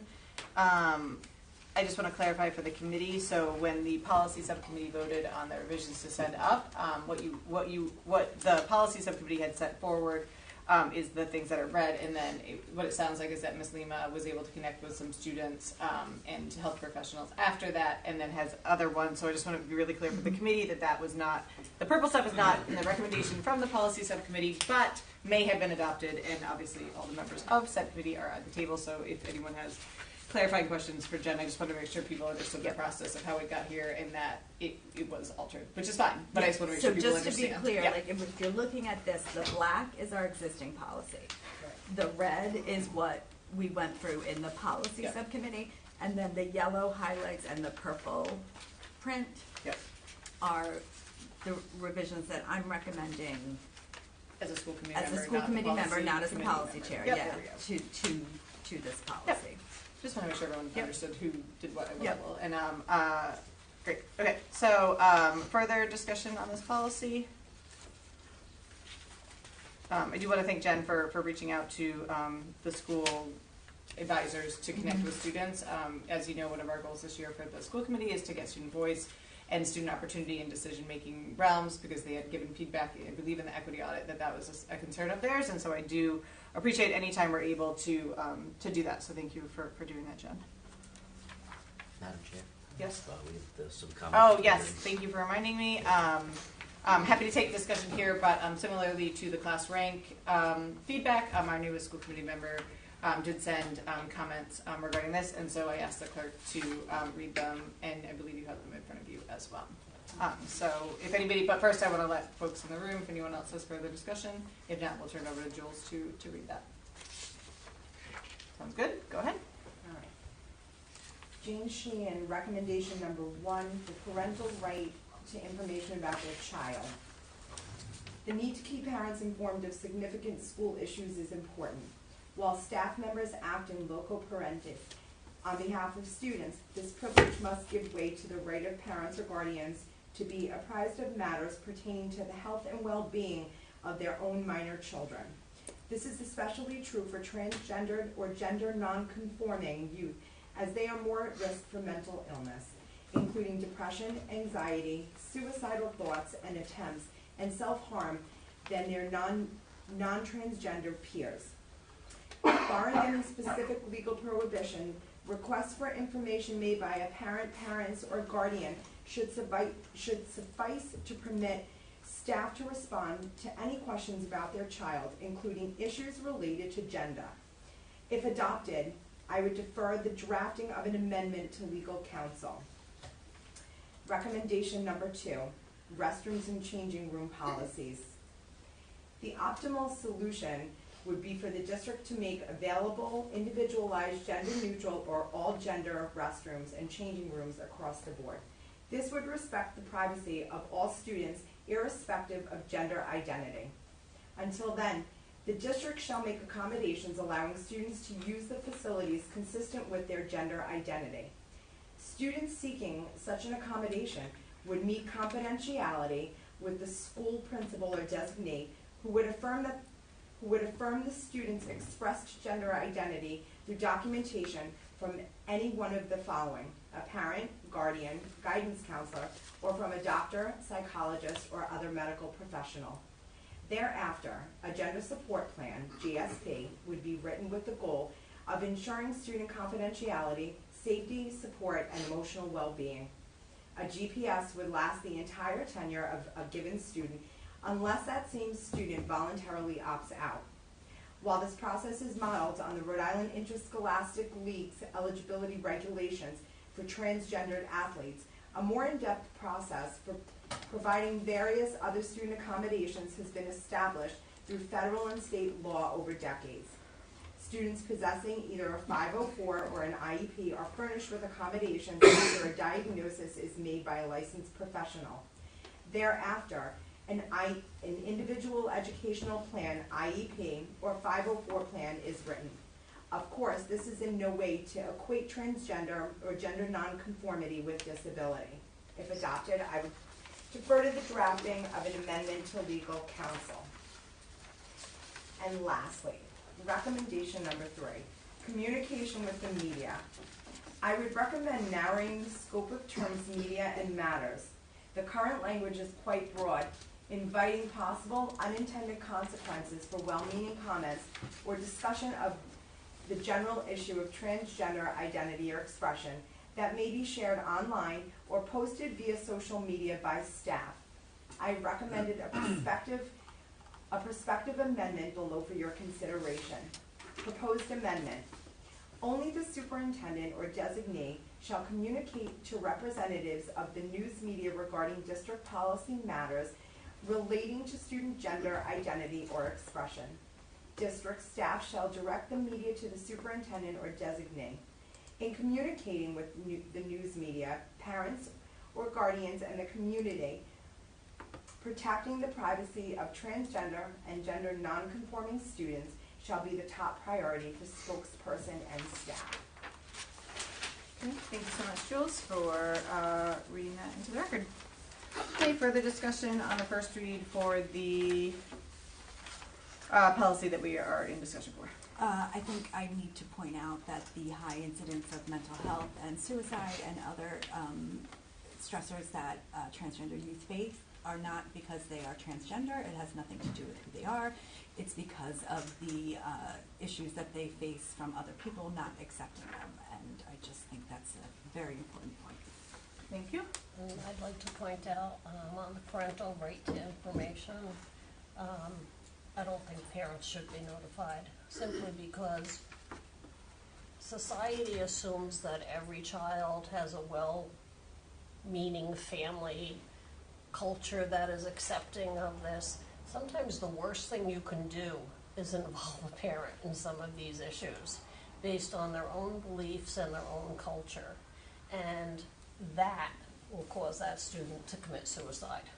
If you tell a student who's trusted you, who has come out to say that I'm lesbian, and you now go back and tell the parent that child has no faith in that school system ever again and will never come forward with any information. And his second recommendation, or the third recommendation, or where is it here, that they should have documentation from their parent or their physician or their guidance counselor. I can tell you for a fact, as a medical provider, I would never have provided that documentation to the school, because it does appear that now you're segregating out this child, and you're trying to say that this is a disability. This is who they are, and this is not like to set up even an IEP for them or anything.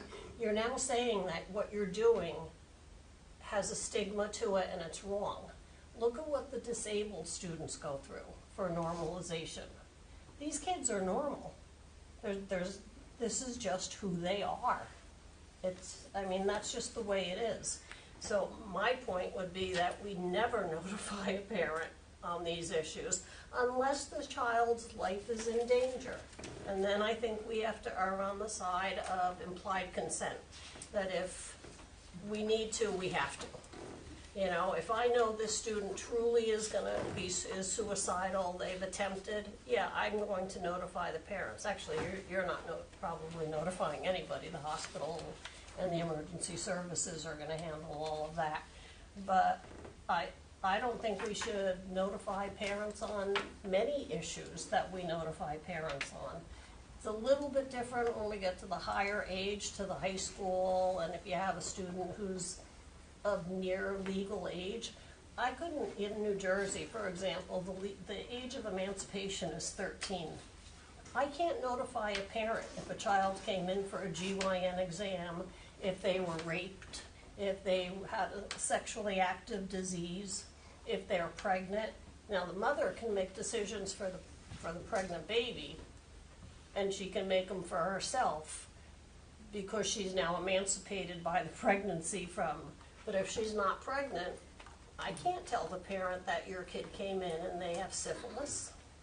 So why would I tell them that your child has come out to express that they're lesbian, it takes away that whole safe zone.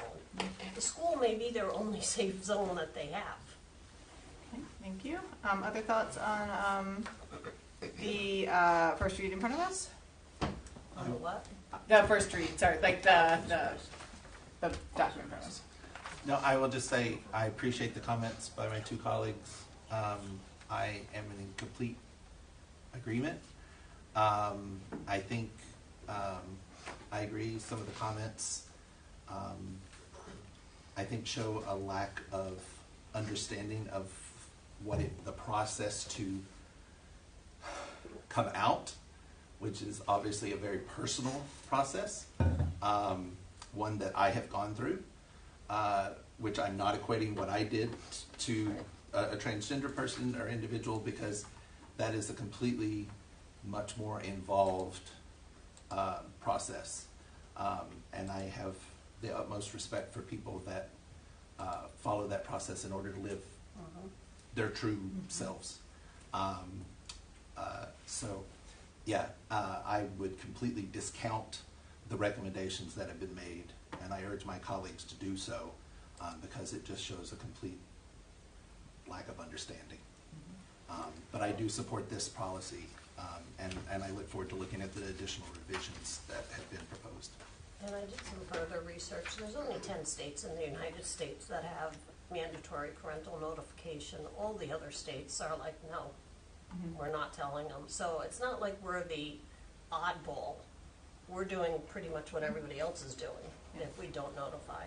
Yeah, so I really appreciate the comments from my colleagues here today, and I think one thing that is really important, and I do understand, in the correspondences that we received, I understand that, I really thought, Debbie, what you said about, like, the assumption of good parenting, right, is there, and I did hear from families and community members of, that they were writing to us from care and concern of their children. Like, it was not, like, and they were those people that would be great and amazing and supportive, and they would want to know anything that they could about their students. But I think, I was looking at it and thinking about it from my lens of our job is to protect students in certain situations. And so I would ask Mr. Hennessy, just as far as, before we see it for a second read, I would like to just check the legality of it, because I know, like, as far as, like, making sure that this is, what we have written is in compliance with... The policy as written is in compliance with the Yeah. federal and state guidance, without question.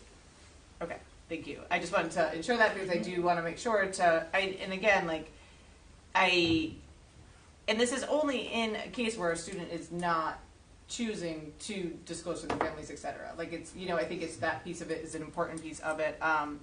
And I just, I think that some of the feedback that we received from the community just shows an increased level of need of awareness for trans and non-binary students in this community in general. It was concerning to me, some of the comments that we received. And I think, that's just an important piece that we need to remember too, is that in our schools and in our greater town community, we need to do some more education of folks about the importance of this process for students, and I was a bit concerned about some of the feedback. So just one more thing I want to say on that note was that the underlying theme that I picked up from a lot of the questions was, well, how come you don't notify a parent about if they're drinking? How come you don't notify a parent about if they skip school? And I think it's important to note that those things are either illegal or against policy, and it presumes that there is something inherently wrong with being transgender and thus needs to be notified, and that's not the case. Like, we don't notify parents if, Billy kisses Susie or Susie kisses Sally. Like, we're not notifying parents of those things. Being transgender is, like you said, Debbie, somebody's identity. Like, it's not something that they have done wrong. And I think that goes to your point, Erin, about understanding and awareness. And maybe that's something we can work on as a district. But I think these recommendations are, I agree with you, Rob. I truly am horrified by this, I'll be honest. I think I certainly will not be entertaining them. Can I ask one question? Because I had looked at other policies as the other districts around the country have in regards to this, And one thing that I noticed, and maybe I missed it, so I'm asking, or maybe it's in your new recommendations, which we haven't had a chance to review yet. But I did notice that there was specifically spelled out in some policies where it said, in the case of an extreme crisis or emergency, then you could notify, or there could be. Is that in there? It's not, or? but that's, I mean, we can Okay. certainly visit that. Yeah, I definitely, and I would also like, feedback from the building administrators, kind of regarding that piece as well, because I did hear you, as far as like, I'm not sure where and who in the buildings are mandatory reporters and different things for things like potential student self-harm, but I do want to make sure that we are not. So we all are. Yeah. I mean, yeah. Every employee is a Yeah. reporter, and Yeah. our staff knows that we've provided training for Yeah. that. So I think that's an important anyone designation, that is aware of any type of information that may be neglect or self-harm or a child's in danger, we have to report Yeah. that. So I think to that point, then maybe just looking at and including what Rob's referencing and what Debbie was referencing is important, because I think that we don't want a employee to not reach out in that moment, even though they are under that category, because they're concerned about this. So I think just maybe taking a little bit of a look at that piece. I would say, I think our counselors know that, psychologists, social workers, a lot of the staff that have direct contact know what their responsibilities are. Yeah, I just want to make sure that you don't unintentionally put language in that doesn't clarify that, so we can work on that. There was something in the guidance that I read about, if a parent needs to reach out to a student, like, it should be, I mean, if a staff School needs to stuff, reach yeah. out, I'm so tired, to the parent, that the discussion should be around the issue, not the identity, and I think that's important, like, if you are aware that there is a problem, so I think. So it sounds like we can look at that piece of it. Any further discussion regarding this? As always, we are always welcoming administrators and staff's thoughts. So if you yes, and our last meeting council, we did share with them this policy as well as the other policy, and tell them please review it and provide us any feedback if there's anything in either of us. if you could just make sure that they see the revised version. I just want to make sure that they see the most up-to-date one, and have an opportunity again just to give us any feedback before our next meeting when we vote on it, because I really value the great work that our staff's doing to help all students in our building. So, anything else? Okay, hearing none, we'll move on to. Okay, yep, no, it's due. Does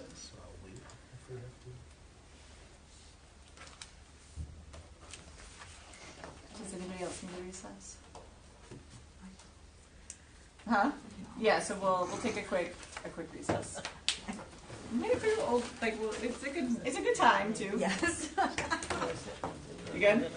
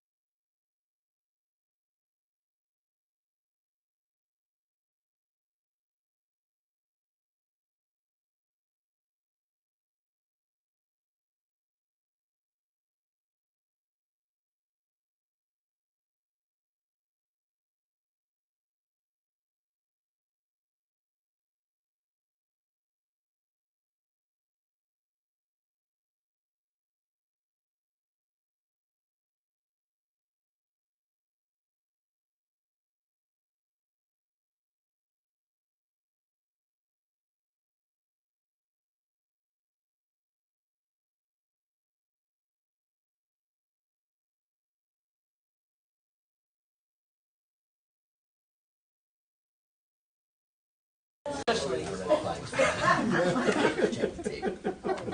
Okay. Okay. We're going to reconvene from our brief recess. The next item on the agenda is to disclosure of executive session vote on December 18th, 2023. Mr. Hennessy. Am I just disclosing that? Yeah, that there was a unanimous vote to approve offering a contract to the now Director of Finance. Yep. And there was two, wasn't there? The audit committee. Nope. Yeah. I'm going to table this item for a second so that Mr. Hennessy can. Somebody could check something to remind me. But I think there was Jules, two can you votes. look at the It was the audit committee. Not the audit, the school committee representative to the audit committee. That was the other thing we voted on. That's right, because we did, Yes. we did, Yes. yeah. Yes. Yep. Sorry about that. I didn't remember that one. Was it a different meeting that we did the other? Because we had to vote to send the names. Yes, no, I remember that. It's the timing that is going on in my head that I'm just checking on. Let me just ask one quick Oh, question. so yeah, was that the same meeting? That's Yeah, what- was that- It yeah. was the same meeting? 100%, because we were in the town council room. Just clarification on the date on that one. Do you know what that means? Yes. Yeah, we. What meeting was that? Oh, I can tell you, all right, hang on. That's the clarification I need. All right, I'm going to table this for a minute and just have Mr. Hennessy check to make sure. I don't want to do this one twice, so we'll come back to that in a second. Apologies. We usually don't have a month in between our executive votes, so I just want to make sure. And I want to make sure we get it right. All right, so we'll skip A for a second. And then the next item is item B, a letter regarding release date of broadcast. So I'm going to make a motion to approve. Second. Okay, just background clarification on this. We, in conjunction with the administration, know that there's a challenge with when RICAS data is released to school districts. I believe, correct me if I'm wrong, Ken, is usually coming in October. And for a test that is administered in the spring. And so other school committees in the state are advocating for that timeline to be looked at and hopefully moved up to be able to better inform administrators. I said July would be great. Yeah. What did we put in? I said prior to, but yeah, so, the earlier I think school departments have this information, the more planning they can do, more adjustments, plans for students, et cetera. And then also, can help students be able to have that information going into the next school year. And so we drafted a letter based on some that have been submitted, but also tailored it based on what we had talked about with our administration. I did just hear Dr. Duva say July would be great. I don't believe we designated a date, but what we're very willing to, if you would like us to. I think we just said during the summer.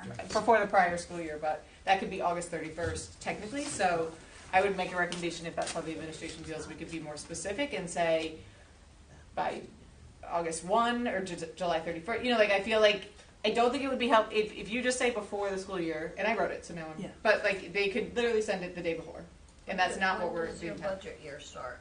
Budget year starts July 1. Yeah.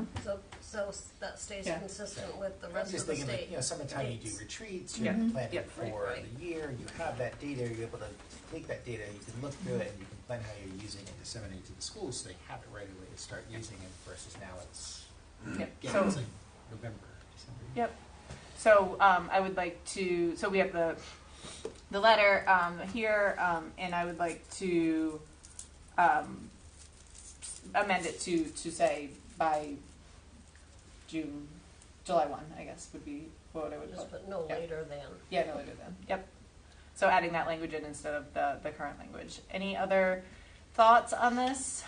At the administration, I know it's late, but if you have any things, it's okay. I would just put no later than July 1. Yep. Anything else on the document though, other than that? Any further discussion on this item? And I believe, so currently the way that it is here, it is written in the plural, so we are writing on behalf, but that it's signed by me. My recommendation would be changing either it to I I'm writing on the behalf of the North Kingstown School Department who officially approved, approved it, or changing it to we and then just signing it from the North Kingstown School Department. I have no preference. So just wanted to, I just noticed that discrepancy and so wanted to know what you all would like it to be written as. Jen? Do we have to actually sign it, or can you sign it for us if it's? I could sign it. I could have it like this, and then and have it say on behalf of. Yep, that's what I would do. Okay, so we'll leave it as we, and then at the bottom it'll say my name as it is right now, Chair, and then it says on behalf of the North Kingstown School. Yep. All right. So that's all set. Yeah, 1218, Ms. Lima was correct. It was the three names over the town as well as the finance. We'll circle back. Okay, so right now we're in the motion for this letter. We'll make those two changes with the date and then how we're signing it. Does anyone else have any discussion or thought on this? Anyone that right now it is directed to Governor McKee and the Commissioner. Is there anyone else that we would like to get CC copied of this, or like Rias? No, the school committee. Oh, the School Board Association. Yes. Mm-hmm. Too many acronyms. Yeah, so we most certainly could CC the School Board Association so that they see the correspondence as well. Is our delegation need to receive that? Maybe we could CC our delegation, our state delegation. Mm-hmm. Yep. And then we'll forward a copy along to the town councilors so they're aware as well, but I don't think they need to be CC'd on the official one. So we'll do the state delegation by name and the chair of the Rhode Island School Board Association, or yeah. Okay. Any other changes or thoughts on that one? And then we'll adjust the date to reflect today, because it right now it's the one that was originally there. Anything else on that? Okay, hearing none, I'll call the question. All those in favor, please say aye. Aye. Okay. Next item on here is the, I'll make a motion, motion to discuss the standing committee and liaison appointments for the school committee members to sit on the wellness committee, and that is member or members, and we'll discuss that in a moment, and then the liaison to CELAC, again, 1 or 2, and then that's the only ones we will do tonight. But I'll make a in a motion. future one, we will add the building subcommittee because there is a vacancy there as well. Great.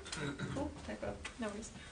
I'll make a motion to nominate Yes, please. Debbie to be on the wellness subcommittee. I already have it highlighted and orange on my sheet.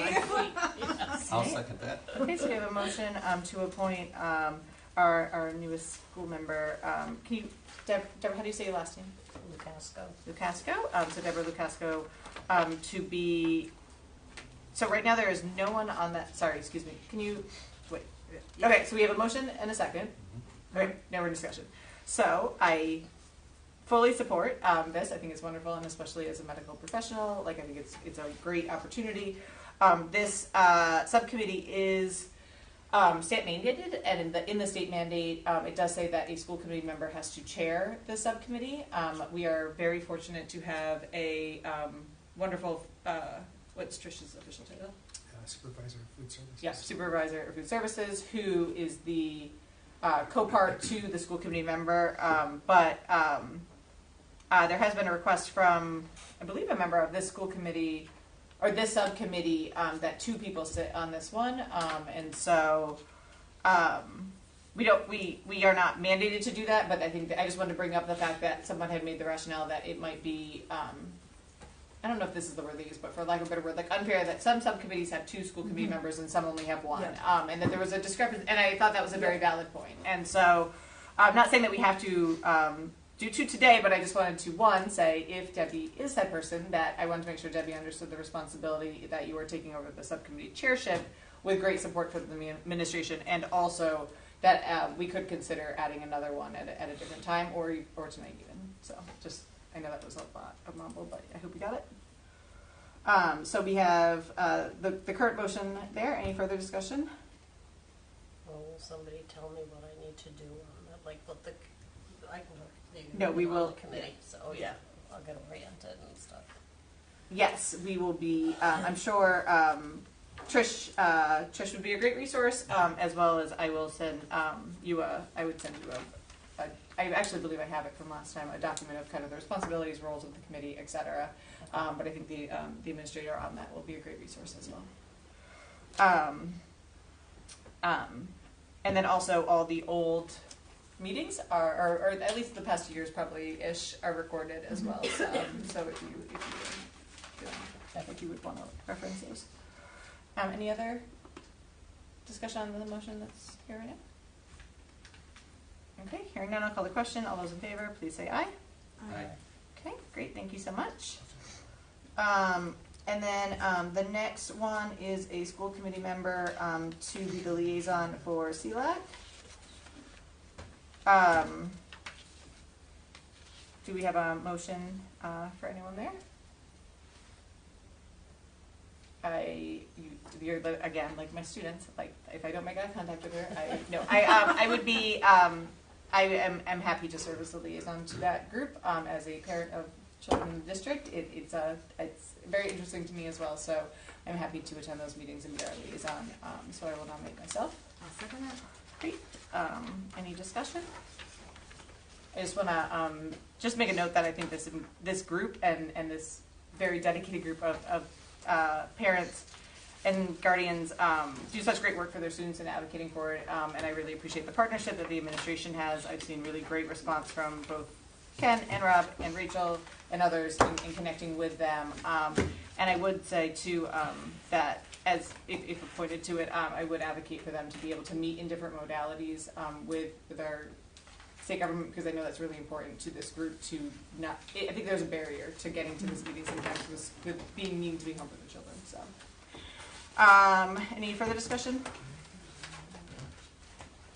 Okay. Hearing none, I will call the question. All those in favor, please say aye. Aye. Okay. And as I mentioned, the third one that we needed to do today isn't on here. No worries, Jules already has it noted, and so we will talk about that at a future meeting. Okay. Nothing else there. Moving on. Dr. Earl, did we close out the disclosure of the votes from executive session? No, we need to go back.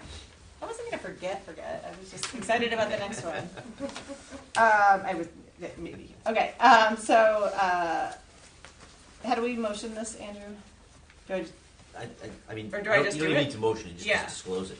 Yep, so we had two votes taken in executive session on December 18th. One, as Dr. Juba had talked about, we had voted to approve the contract for the Director of Finance. As a reminder, the way that Rhode Island law is, the administrators have the autonomy to select their folks, and the school committee just approves the contract. And so we had voted in executive session for that. Typically we do vote in open for those, but because of the employment situation, we wanted to give respect to the candidate, but now it is open, which is wonderful. So that was that one, and then the other one was, as referenced earlier, a vote regarding the 3 recommendations for the audit committee, and again, did that in executive out of courtesy to those involved, and those names did become public when they appeared on the town council's agenda. Yes. Both votes were unanimous. Both of them were unanimous, thank you. And then, okay, so we're good there? I've disclosed? Okay, great. And then the next item is item D. So I'll make a motion for discussion for the North Kingstown High School Dialogues and Democracy event. Second. Get that one, Jules? I break it. So we put this on here. One, I just wanted to, a couple of us were able to attend the North Kingstown High School's Dialogue and Democracy event. I was very excited to see that it ran again this year. A longtime teacher who I think championed this event, Mr. Barrier, who I have great respect for, retired. And I was very happy to see that his colleagues were continuing the course and continuing the event. Dr. Duva was in attendance. Mr. Mezzanotti was also able to attend. Ms. Lima was able to attend, I believe, as well. And then a lot of our state delegation. I'm sorry? Dr. Clark was there. Yes, Dr. Clark went as well. Basically, for those of you who don't know, the high school students do a semester, or what's it called? Is that what it's called? Yeah. No, how long is the course? It's a semester. Yeah, semester. Okay. a semester-long course, and part of that they put together a project, and then their combination of their half-year course is presenting it to local officials. And so we attached a list of the different projects that the students put forward. Some are, and they have to be a civic project, and they all, I think, had some sort of like action items. So some had written emails to us, some had done different things, et cetera, depending on what their project was. And so I just wanted to make sure that the school committee had in record the great things that the students had put forward. And I also wanted to take an opportunity to tell them what a great job I thought that they did. Mm-hmm. And I spent a lot of time trying to really impose on them that we are here for them, and that they always are welcome to come to community comments. They can always email us, et cetera, and that like the reason that we're here is because of them. And so I just wanted to publicly say that in a meeting as well, and highlight some of the things that they had concerns on, because there were most certainly some themes, and especially going into budget season. I think it's important for us to be aware of what our students are saying at the high school level, and I also, for a future meeting, I would like us to have a kind of thoughtful conversation about the North Kingstown High School start time, which I know has been a challenge for a while, but I would like us to at some point have an official conversation regarding that and identify some barriers to it. So, any other discussion or thoughts? I thought I was very impressed with the topics and talking to the students. I thought they all did a very good job researching. A few of them I mentioned that I really wish they actually sent me the letters. I saw a lot of letters with my names on them, with my name on it, and I said, reach out. I'll respond to you and share and kind of give you some, resources or tell you where we are with the district with some of the concerns they have. It was eye-opening to me that we don't recycle in this district. Mm-hmm. Those were a few of the topics, so something we will bring up and look at. Why is that? No. So we will. Let's put that on for a future agenda, because we're probably due for an update on that one. Anyways, we did receive an update from from folks last year, so we can get an update. So there on are that. definitely topics like school start times and some other things for us to talk about. And they will do this again because democracy runs both semesters. So I think it's early June. Yeah, we usually go again. So we'll around senior projects again this year to go and visit. This is one of my favorite things about being on the school committee, is going to this. It is just, the students are so energized. They have such amazing projects, and like the level of, I always ask them, what made you pick this? And hearing the reasons why they picked their topic is just fascinating. And there are definitely a lot of repeat, like not just duplicate, but like ones that I've seen for the past few years. So like Erin said, maybe we can have a conversation about incorporating some of these into the budget. Cough water filler stations. So no, but it's a great night. Great. Anything else on that? Okay, and again, thank you so much for the invitation. That event is open to the public. So another thing I hope we do next year that I'm going to try is to try to make sure that we get the word out again, kind of to the greater public, not just the school areas, because they work really hard on them. So. Okay, we're gonna table item E right now. That is, we might circle back to that.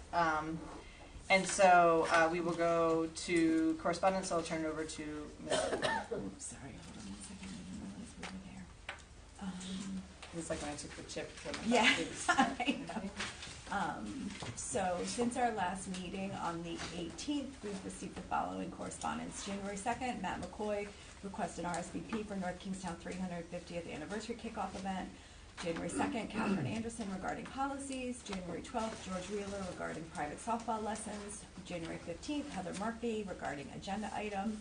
January 16th, Karen Martone, school committee agenda items, class rank as part of program of studies, transgender and non-binary students policy. 117 from Pam Panero regarding the wellness subcommittee. 119, Karen Martone regarding the school committee appointment. 122, Lori Duffy regarding the trans policy. 122, Donna Lyko regarding her being quarantined that evening. 122, Beatrice McGee supporting Sarah Kelly Palmer for school committee member. 123, Susanna Tingley, North Kingstown High School Program of Studies. 124, Susanna Tingley again regarding the advisory subcommittee application. And 125, Jan McAleer regarding school bond and community workshops.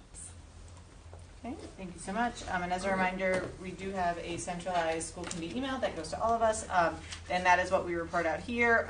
Also, people are welcome to email individuals, and those emails are not reported as part of the correspondence. Regrettably, I would like to request a motion to go into executive session for pursuant RIGL 42464 for discussion of job performance, character, or physical or mental health of a person or persons, provided that such person or persons affected have been notified in writing and advised that they may require the discussion to be held in open meeting pursuant RIGL 42465A1, non-certified employee A. Sessions pertaining to potential litigation / legal advice and collective bargaining pursuant to 42465A2, and discussions of any potential litigation pursuant to RIGL 42465A2, RILS, and ACLU versus North Kingstown School Department, parentheses, RIDE. Do I have a second? Second. Okay, all those in favor of going into executive session? Aye. Okay.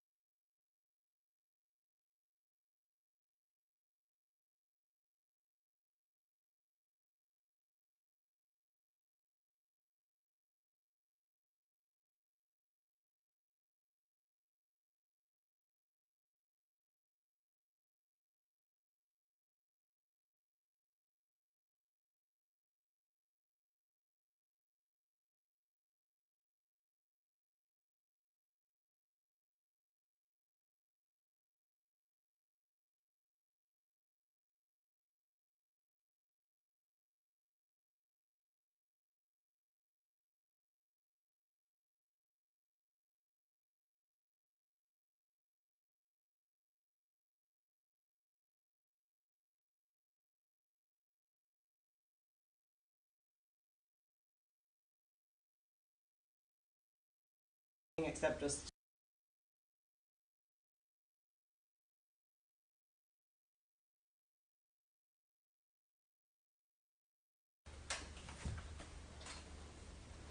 okay.